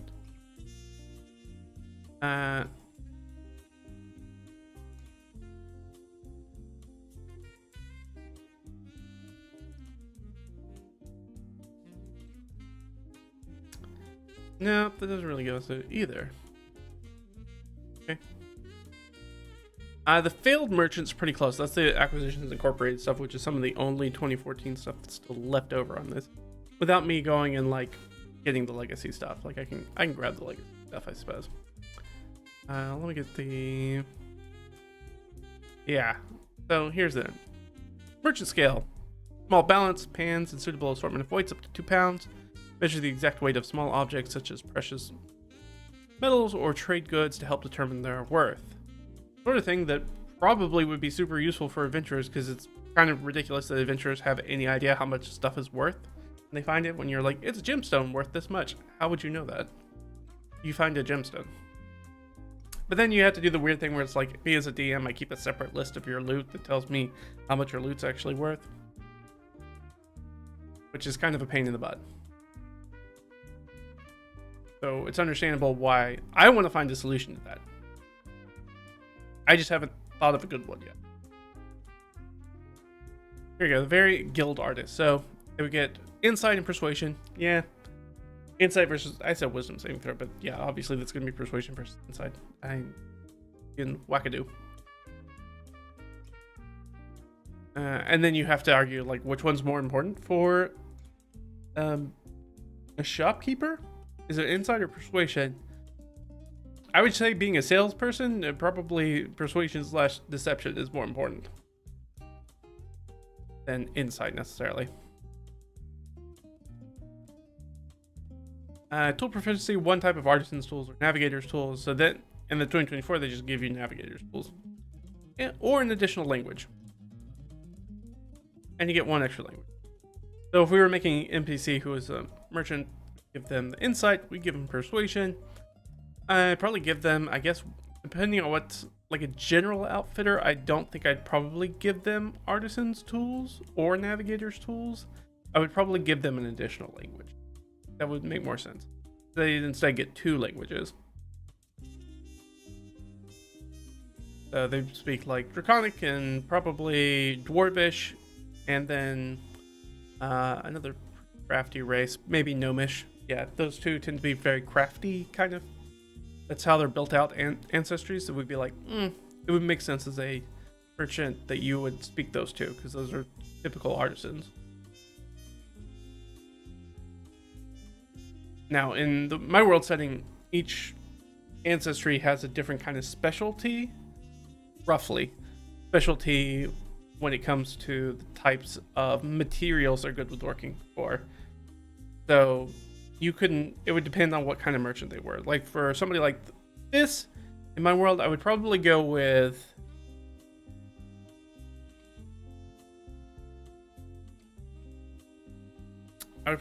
like one of the Haffer languages, even though I don't make languages based off of ancestries. It's instead based off of the areas people live in, like real languages. So it's built that way. But I'd be like, I'd probably use Haffer, because Haffers do things,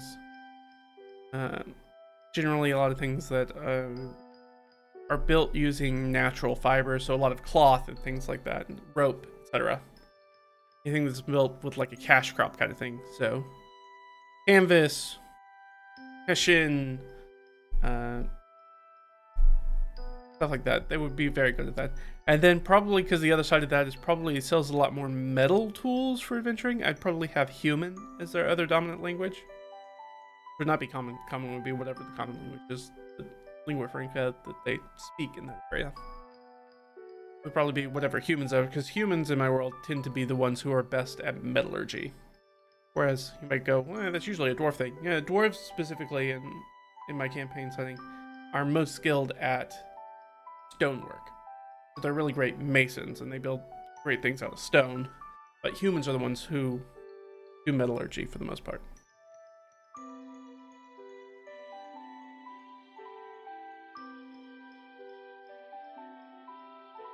Was there anything else I wanted to know? They get a feature. What's their feature? Guild membership. They're a respected member of a guild. They're part of the Merchants Guild, yeah. So you can find guild lodging, which is super useful. Yeah, they wield a tremendous amount of political power. Guilds do. If you're using a truly kind of medieval-ish setting, guilds are incredibly influential. It is one of the things where it's like, if you aren't tied to that guild, you got problems. And you try to do things that the guild is in charge of, you better hope there aren't any guilders around. They are not going to be happy with you. And they will hire people to hurt you. Most likely. Perfect. Great. So I think we've seen all of that adventure NPC down here. Oh yeah, this is where I talk about. This is a whole thing. Most of this stuff's about villains, though. How to make great villains and deputies and useful neutrals. These, I like the types, so let's take the types.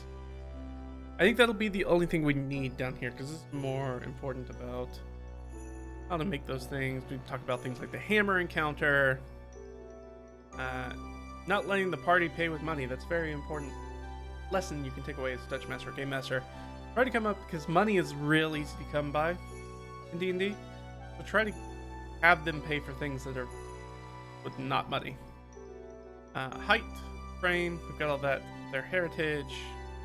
This is totally written in a different time too, because you can see we've got Dragonkin, Planes Touched. I might not have been running D&D when I was this. It might have been something else. So it looks like the same quirk table though, and the same distinguishing feature. Allies, patrons. Yeah, okay. So I think we've pilfered everything we need to pilfer out of this one. Go ahead and give this a check as well. A check a box. We can take this up here. So NPC types. Let's, for ease of use, throw it here for a second. So shallow or long-term, that's probably going to be like, if this is the deputy, this will be the villain. And it depends on your group. If you have a more roleplay group, these things are more important. If you don't have much of a roleplay group, things are not going to be as important. Useful neutrals tend to be shallow, kind of like the opposite side of deputy.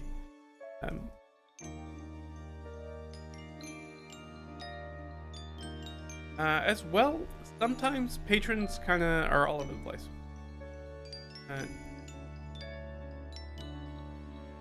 Actually, you know what? I'd probably put useful here. That gives us a better scaffolding. Do that, and then we put ally under here, and then under here we can put patron. Because patrons are generally going to be the people that you spend the most amount of time with. Sometimes it depends. Sometimes the lines between ally and patron can become very, very muddied. I'm thinking about Rise of the Rune Lords when you're in, oh gosh, what is the name of that stupid town?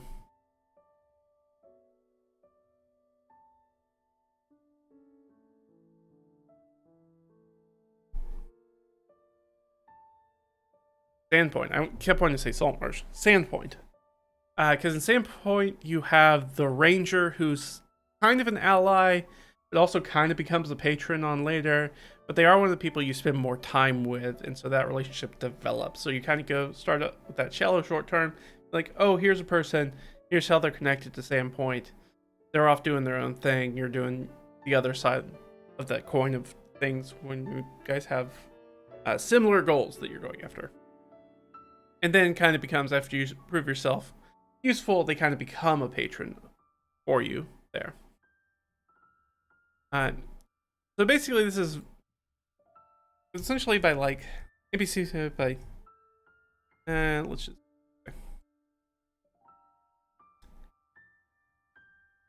how many scenes, or we'll say touches.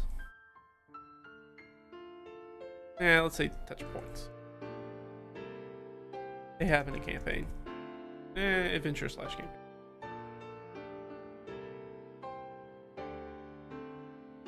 So a transactional NPC will be like a useful neutral thing. This is like, oh, you hire a guide to go take you to a place.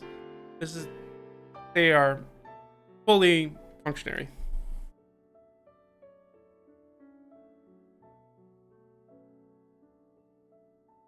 Which is actually a better name than transactional. Functionary NPCs.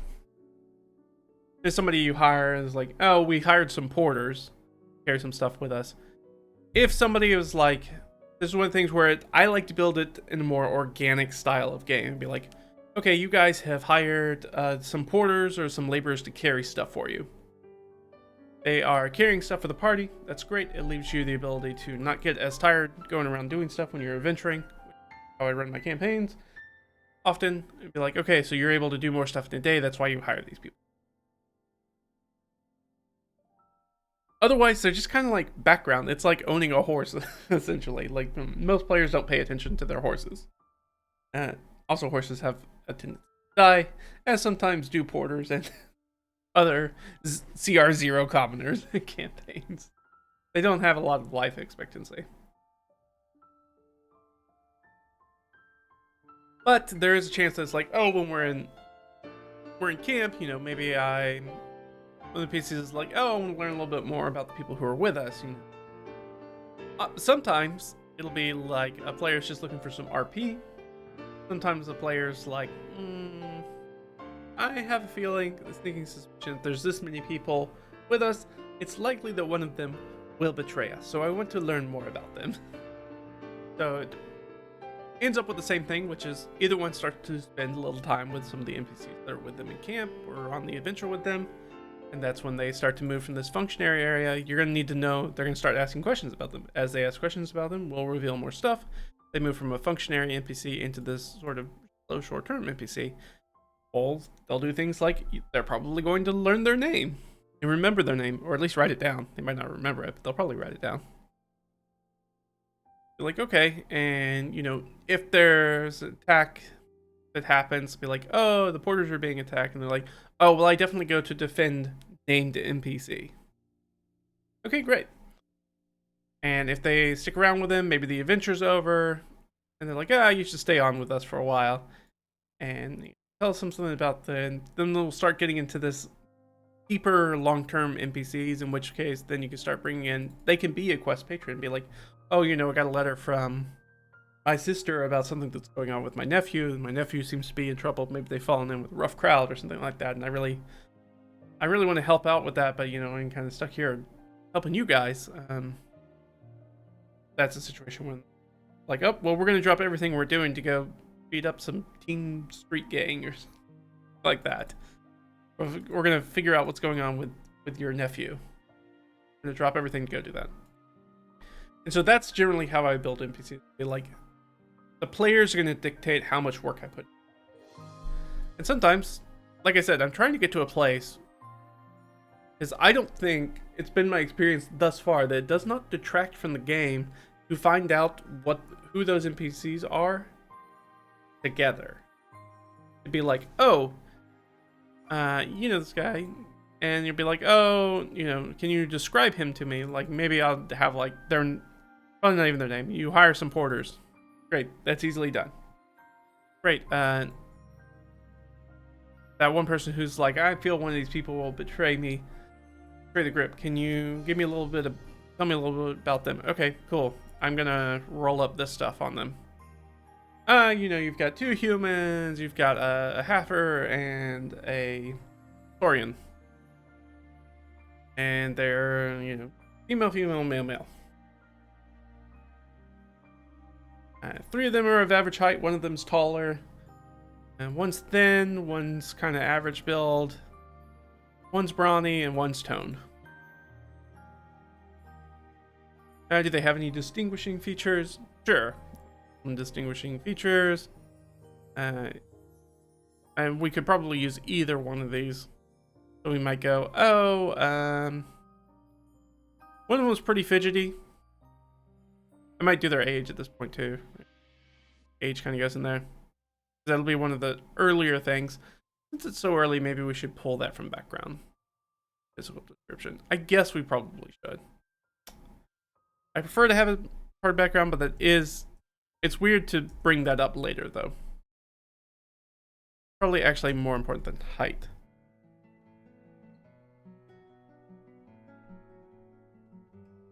Yeah, I think so. Like, oh, one of them fidgets a whole bunch. And this makes the quirk kind of roll work maybe a little bit better. Being unexpectedly young or old. Again, I'll probably remove that in the end spot. So one of them's really fidgety. You can give him one an ailment. One of them always smells like camphor oil. Because they've got a bad knee or something. They're just trying to hold it together. Or they have a dodgy elbow that gives them joint pain sometimes. So they have like a bunch of camphor oil. So it smells. They always have like a really strong smell around them. We have androgynous on here, which I would pull off because I have that. One of them's really good looking. And one of them's got a pretty prominent tattoo on, let's say, their forearm. Pretty easy. We just made all 4 of those pretty slightly identifiable. Still haven't given them a name yet. They might ask them as they start to talk to them and try to ask about their names. If that comes up when I'm playing them, be like, okay, yeah, sure, let's, I don't think, it's been my experience thus far, like I said, that does not take away from enjoyment at the table. In fact, it has been my experience that players tend to lean in a little bit more when they feel like, oh, we're all finding this out at the same time. Rather than having this block of ready-made NPCs, these... Let me pull this up. These 10 ready-made NPCs. Other stuff. I'm having these block of 10 ready-made NPCs that I can pull in, which is why I haven't used that sheet very much in this campaign. I can pull in these NPCs and be like, yeah, it's what this guy is, and that. Instead of be like, you guys roll some dice and let's find out. because I started doing that with naming, originally first with naming. Whereas like I usually don't come up with names for NPCs because it seems like a waste of time. Because I find that most players don't ask for names. So when they do, I'd be like, okay, cool. I'm going to pull out the Xanthar's Guide to Everything with the name tables in the back, and we're going to roll for the name real quick. And do that. So I think that would be the way that I want to approach using NPCs more from now on. Now, sure, if I'm building an adventure, that adventure's got to have, if I'm building it from scratch, you know, as session prep beforehand, obviously we're going to need a patron. And we're probably going to need some sort of villain or monster that's going in there. And if it's a villain, then I'm going to have some of this information in there. I'm going to build that stuff in. It's also a good way if you want to diversify maybe how your monsters look. You can use a lot of these same NPC things. We can look at the, you know, how old are they? Their physical descriptions for monsters. And that works both for, all this stuff works, physical description will work whether that monster is humanoid or not. So let's say if you were fighting, I don't know, let me think. Okay, a Remoraz. Cool. Maybe it's a young Remoraz. Now, technically, there's a different stat block for young Remoraz, but whatever. Or maybe it's like, oh, you can tell with a nature check that this is actually a very old wizard. Maybe it's got some of its colors faded and stuff like that. You can tell it's definitely an old one. It's a little bit slower. And you can still use the young Remoraz stat block, too. But it's kind of past its prime. Height, that's just kind of general size. Remoraz, long? Is it short? Is it what you expect? Maybe you don't know. Maybe you've never seen a Remoraz before. And then is it, you know, is this guy brawny Remoraz? Does he seem really thin? Like maybe he's emaciated a little bit. Maybe he's hungry for a good meal. And so maybe he's gonna, if that's the case, maybe I'll be like, oh, this Remoraz is gonna hang around instead of doing my usual, like once it reaches about 50% hit points, it's gonna try to remove itself from the combat. Be like, yeah, maybe this guy's gonna stick in the fight for a little bit longer. Maybe I give him like disadvantage on his disadvantage, which is advantage on his charisma roll under. Be like, he's pretty hungry. He's gonna try to stay in the fight. I actually have blocks for that, so I go from half to like a quarter of his hit points is when he tries to move out of there. And then you can also give it a distinct feature. Does it have some sort of weird scar on it? Does it have like one broken leg or something like that that's clearly healed wrong and in a weird way? Yeah, all of this stuff can be very useful for fleshing out monsters even if they're not humanoids as well. Maybe not mannerisms, though maybe so. If you have lots of monsters can talk or have telepathy or can understand people, if that's the case, then you can roll on stuff. I didn't drop anything in here. That's bad on me. I do have the table though, so I'm actually gonna go ahead and mark this as complete. We're gonna add this in though. I'm gonna have to add it in, type it in down here. Where's a good place to put that? It kind of fits. Preoccupation's a very weird one because that's a very much like roll at it when you stumble across them. So I guess down here at the bottom. I generally use this with monsters because I want to avoid the problem that you have in D&D sometimes. I see it a lot. I feel like I see it more now than I used to, which is that it's very rare that somebody will tell you what the monster's doing, or even adventurers will tell you what the monsters are doing when the PCs run up on them. Whereas sometimes that's a little bit more explicit in some of the, you know, older D&D or TTRPGs often won't give you a lot of information about stuff, but when they do, it can be some of the useful stuff like, hey, this is what these guys are doing, instead of them just like standing idle in a room, T-posing, waiting for adventurers to show up to die to. So it's actually technically like this. I'm gonna put this up. I'm typing. So, preoccupation number 1, they're having some sort of argument.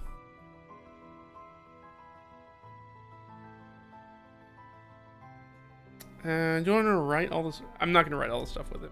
There's extra stuff that goes with it. I'll just read it out. How about that? Argument. They're shouting or shoving. They might be coming to blows, or they might have drawn weapons on each other. They're doing something with food. That might be brewing or cooking or cleaning up after they eat or just eating. So it kind of gives you some different things you can roll on. And I could probably expand this out and make this probably like a 1d100 chart. But a 1d10 chart will at least suffice. Something handy. So for that, it means they're crafting something, they're dismantling something, they're maintaining gear or something, or they're in efforts repairing something. They're doing some sort of handicraft. Generally working with tools. Some way. Hygiene. They're doing hygiene. They might be bathing, they're cleaning something, they're doing first aid, they might be grooming. Leisure.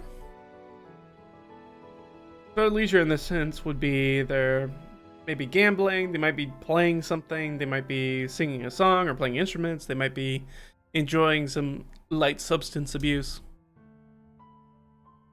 Or heavy substance abuse, depending on who they are. Rest. They're engaging in a hobby, they're reading, they're maybe telling stories, or they could just be sleeping.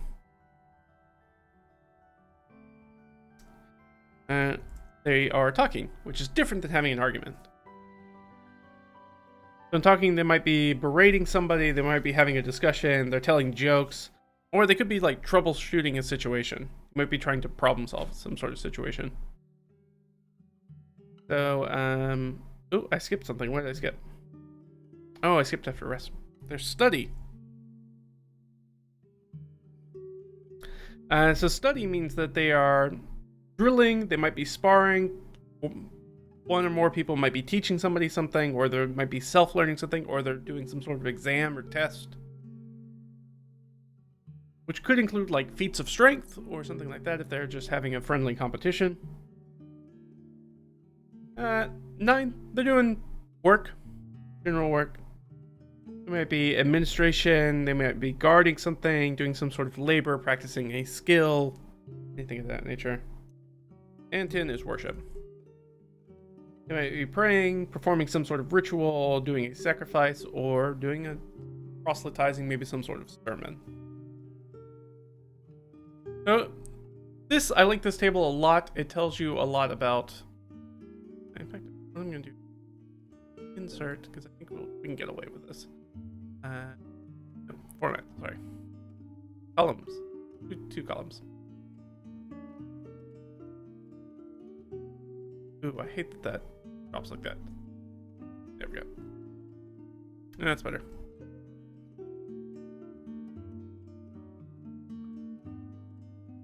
There we go. I like this preoccupation. This is something that I'll roll. Let's say, as an example, let's jump back to the outfitter who's got the goblins that have stolen their shipment or whatever. Great. You walk up to the outfitter trying to figure out to engage with him, and he is in 6, so he's in rest mode. So maybe his shop's empty and he's just kind of hanging out.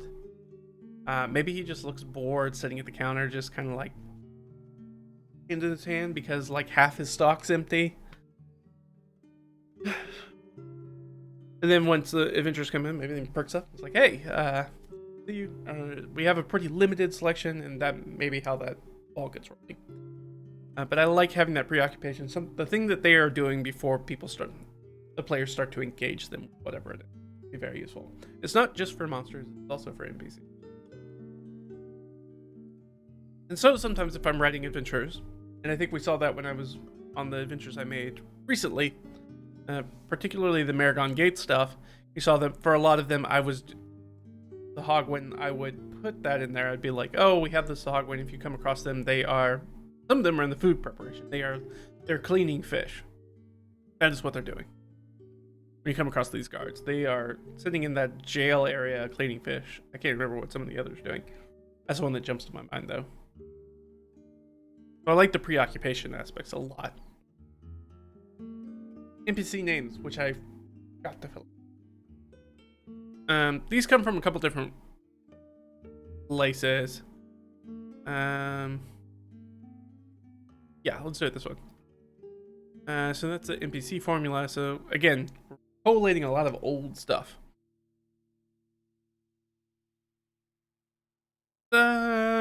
What I wanted to skip down to is the interesting name, though. Yeah, I think they're down all the way at the bottom. Here we go. So yeah, I have some name generators in here, which I like a lot, including a place name generator. I don't know why I put that in here. Final Fantasy Tactics names. I've also used some ogre battle names before. So if you're just looking for names, there's a whole bunch of names for you.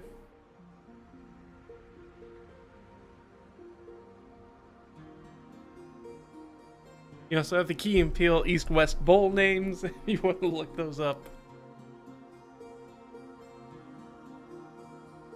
And Tricky Boys. Frank Rizzo's. Nicknames to his victims. Lots of terrible stuff here.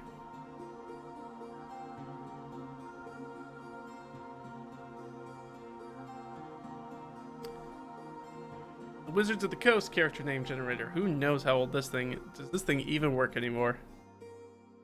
Sure doesn't. Ooh, the new Exodus game. It's weird that just looked like... Man, does that look like... This guy looked like Mass Effect. That's very Mass Effect coded over there. Is Exodus going to be their new sci-fi game? What else you got over here? Yeah. Oh, it's going to be a video game. I almost suspected that. God forbid we make a sci-fi role-playing game. That would be ridiculous for Wizards of the Coast to do that. I guess what do you do when Starfinder already exists? And things like Traveler already exist. And Starforged. Or Starsworn. Starforged or Starsworn? I can never remember. The Ironsworn variant, that's space. Anyways, there's a lot of different things on here. This is Justin.wiki.names.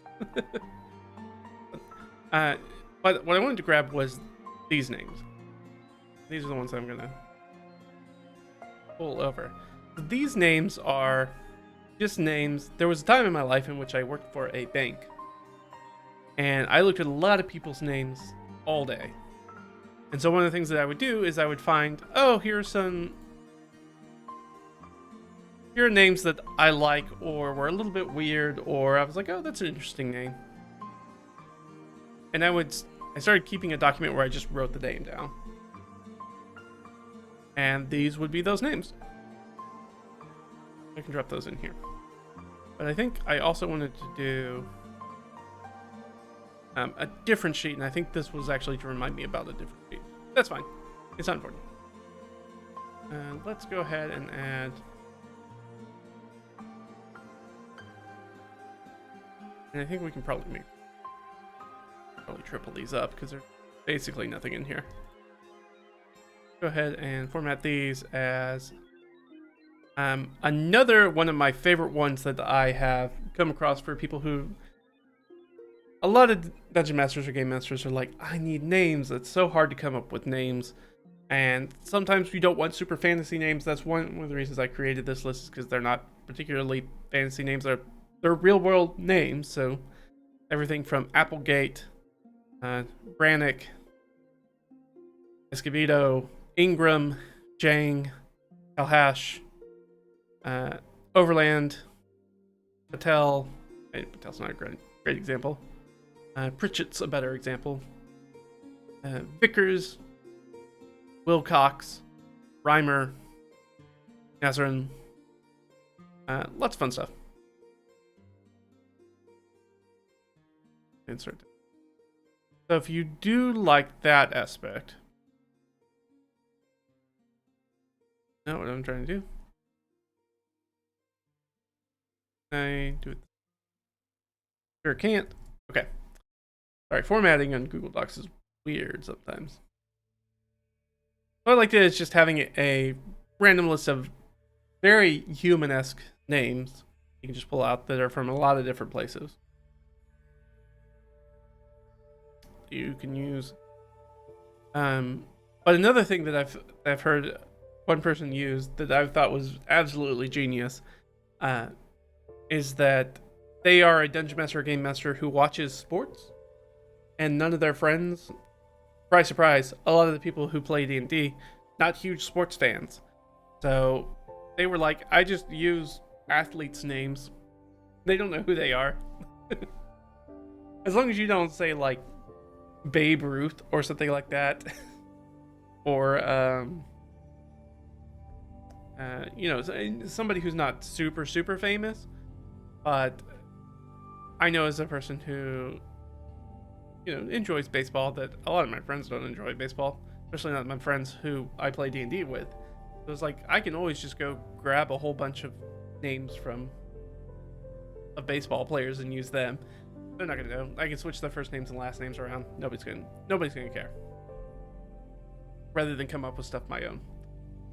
So that's one way to do it. Or you can take another sort of similar thing. So whatever other hobbies that you're into, that whether that's sports or something else where a whole bunch of people take part in it, you can just grab names from there and nobody will know.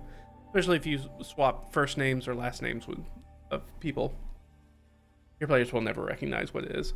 Players are really bad at picking up on patterns like that. As long as you don't do a super obvious one. Like, I can't come in there and be like, oh, this guy's name is Derek Jeter. Somebody's probably going to know who Derek Jeter is. But if I say this is Derek Albedo, nobody knows who that is. Because I don't know who that is. That's just a guy. Alright, so the NPC names, I also wanted to pull something else. So I'm gonna throw you guys... I'm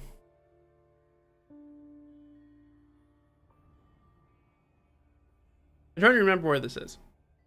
I'm gonna throw you guys to my shiny face. And we're probably gonna cut it in the not too distant future. We're gonna get pretty close to where I wanted to get, though. We're pretty much there. We're in a good position. We're probably about... we're over halfway through this. Now the back end's probably going to have a lot of stuff in it, so it might take longer. We certainly could get another stream out of this. I need to see if this is in my drive somewhere. Hello? And... show it to me. Show it to...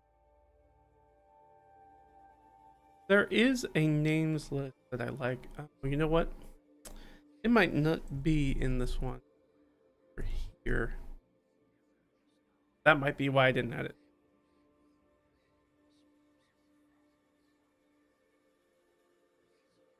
Blah blah blah blah blah blah blah. Well.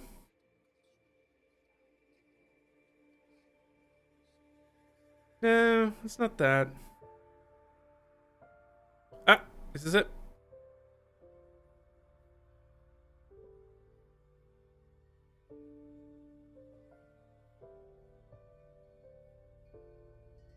Hold on. See if I can find it right here.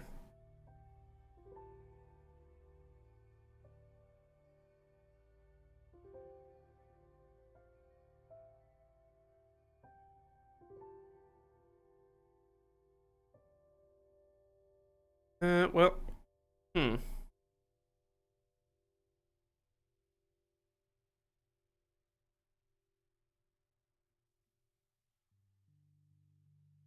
I'm just gonna copy it over. It's unfortunately not in my D&D stuff.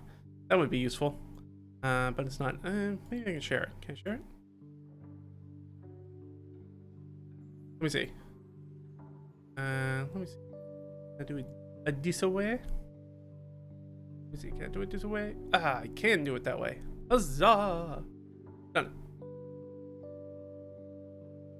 Hey, how you doing?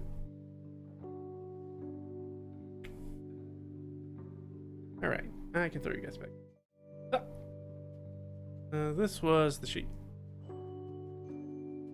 I did not make this, somebody else made this.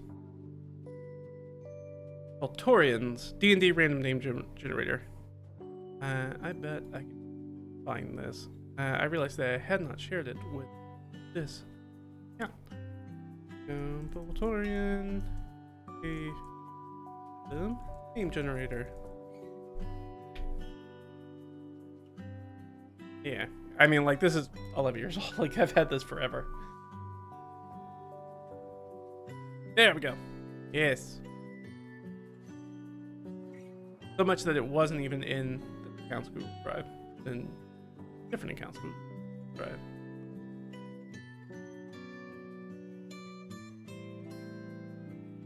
So this is one of the ones that I use oftentimes to like make up a character's names. That gives you, if you want very fantasy aspected names, this will do that for you. So we can roll essentially 3 D100s. So 1, 31, and okay, 1, 31, and 1. All right. Interesting D10s. Thank goodness I wasn't rolling for something important. So I'd be in good positions if I was playing Call of Cthulhu or a different one of the systems from this guy. Basic role playing. D100 system. Very fun. Where rolling low is what you want. If that were the case, I'd be doing real well. Alright, so 1, 31, and 1. That's the wrong thing. So A. Over here to 31. Ah. A. Aha. They're not all winners. I like this sheet, but sometimes it gives you some weird stuff. Now, granted, we rolled some weird stuff. Now, you can read them across if you just wanted to do a full D100. You can kind of split it up however you want. It does feel like it needs like an extra like 1d6 roll before it to tell you kind of how to use things. So that way you don't end up with A, H, A. Because Aha is not a great name. You're free from the grasp of Corpus. Yeah. For now. For now. They'll get you in the end, though. For sure. Let's roll a different name. That's a terrible example. Again, I like the table, but it is hit or miss. Close to my heart because I've been using it for a long, long time. But it is very hit or miss. But it can give you some pretty fun names. 35, 83, 88. Having 35.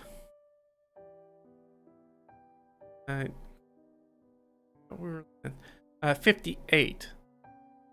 No, 35, 83. 83, SP. So Glassbumber. Which is, I would probably, the P to umber is pretty hard. Glassbumber.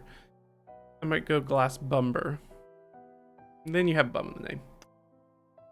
So, you might change that middle one. So you might, what was it?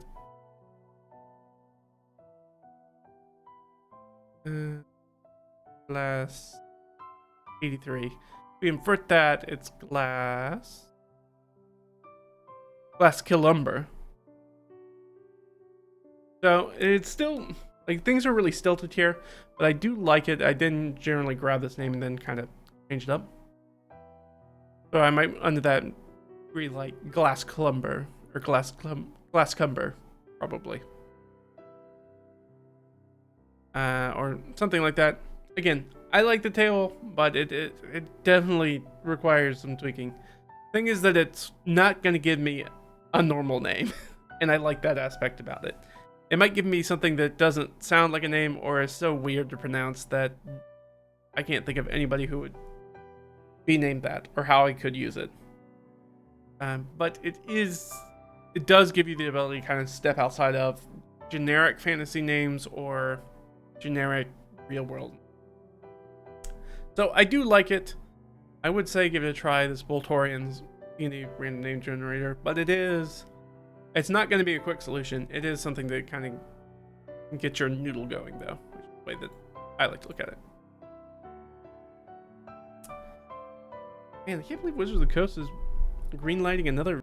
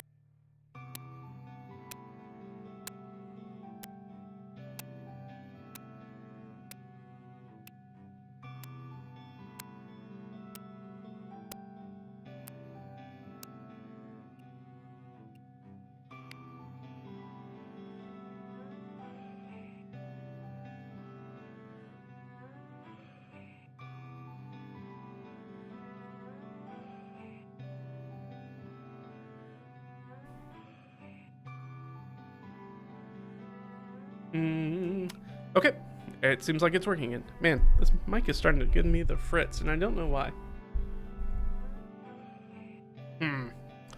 But it appears to be working now, and that's the only thing that's important.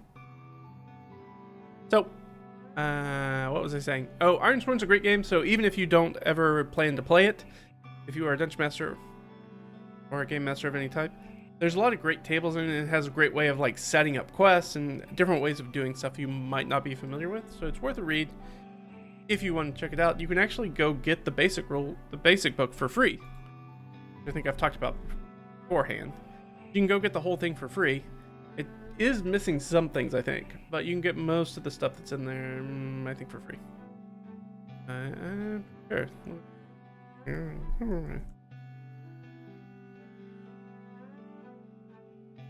Iron Sword.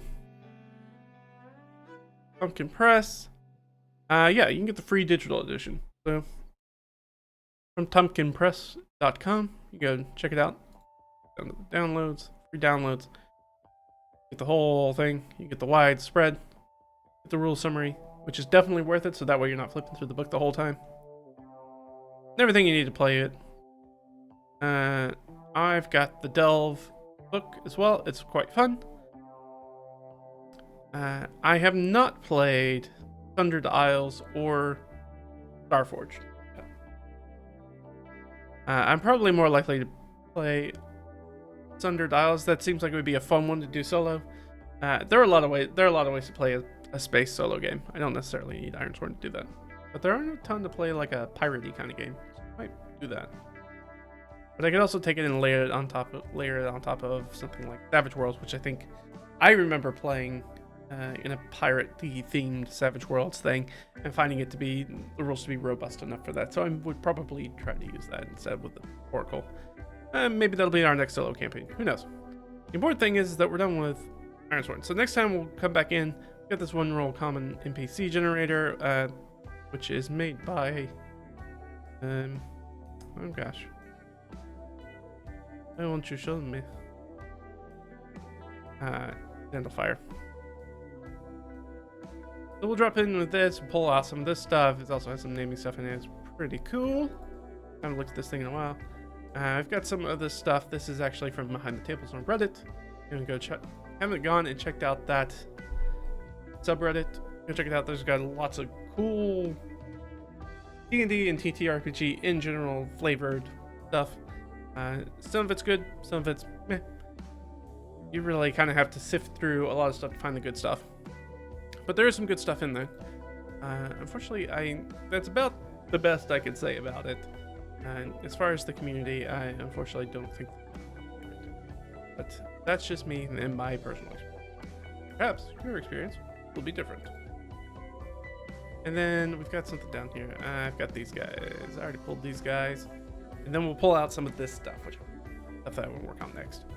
And then we've got some published stuff that we'll look at. So that's all going to be for later stuff. But that's going to be it for today, guys. Thanks for hanging out with me. We're going to get this knocked out. We did good work today. We got a lot of this stuff figured out. I'm just taking a quick look at everything we got added on. So we got about 9 pages. Again, a lot of that stuff will be collated down, but I like the building blocks that we have so far. So we're going to have, for creating NPCs, we're looking at ancestry and how you choose that, and as well as in that their gender, heritage for sort of like their subrace, physical description as in their age, their height, their build or frame, any sort of distinguishing feature that they have, physical feature, their background, you know, where are they from, and a job do they have, their personality, and that includes their attitude towards the PCs to start out, or adventurers in general, their manners, which is our 12 different personalities, nice D12 roll, and some sort of quirk or something that's interesting about their personality. We'll also have to determine whether we want to give every NPC a distinguishing feature or quirk, or maybe not. And then at the end, we've got, at some point, we're going to need to give them a name if people keep asking about them. Those players, they always want to know who people are and what. And then at the end, a personal goal or plot, which we've got some stuff for. This was fun, super useful for me. Hopefully it was useful for you. we'll probably jump back in. I'll probably do this again. I doubt I'll have time to do it tomorrow, but we'll probably work on this again next week. I like this. I think we're making good headway on it. I think it'll be super useful for me and useful for you. And if we get it to a point where everything's nice and tidy with the bow, I'll probably look at putting this up on DriveThruRPG for you guys to download free. Or you can just build your own along with me if you disagree with the ways that I'm doing it, which is perfect. Thanks for hanging out. If you like this type of content, make sure you like it. If you want to see more of it, you can subscribe over on YouTube or follow over on Twitch. If you want to see all the streams and stuff that we do, that's over on YouTube at RedRaggedFiend, if you're not already over on YouTube. I was going to do the solo RPG stream, not this Saturday. I think we're going to do something else this Saturday. I have one or two thoughts about what we're going to talk about. I'm still trying to decide which one. But we'll pick up on it next Saturday, or at least that's the plan. We'll see. And I think that's everything. Thanks for hanging out, and we'll talk to you guys later. All right? Bye-bye.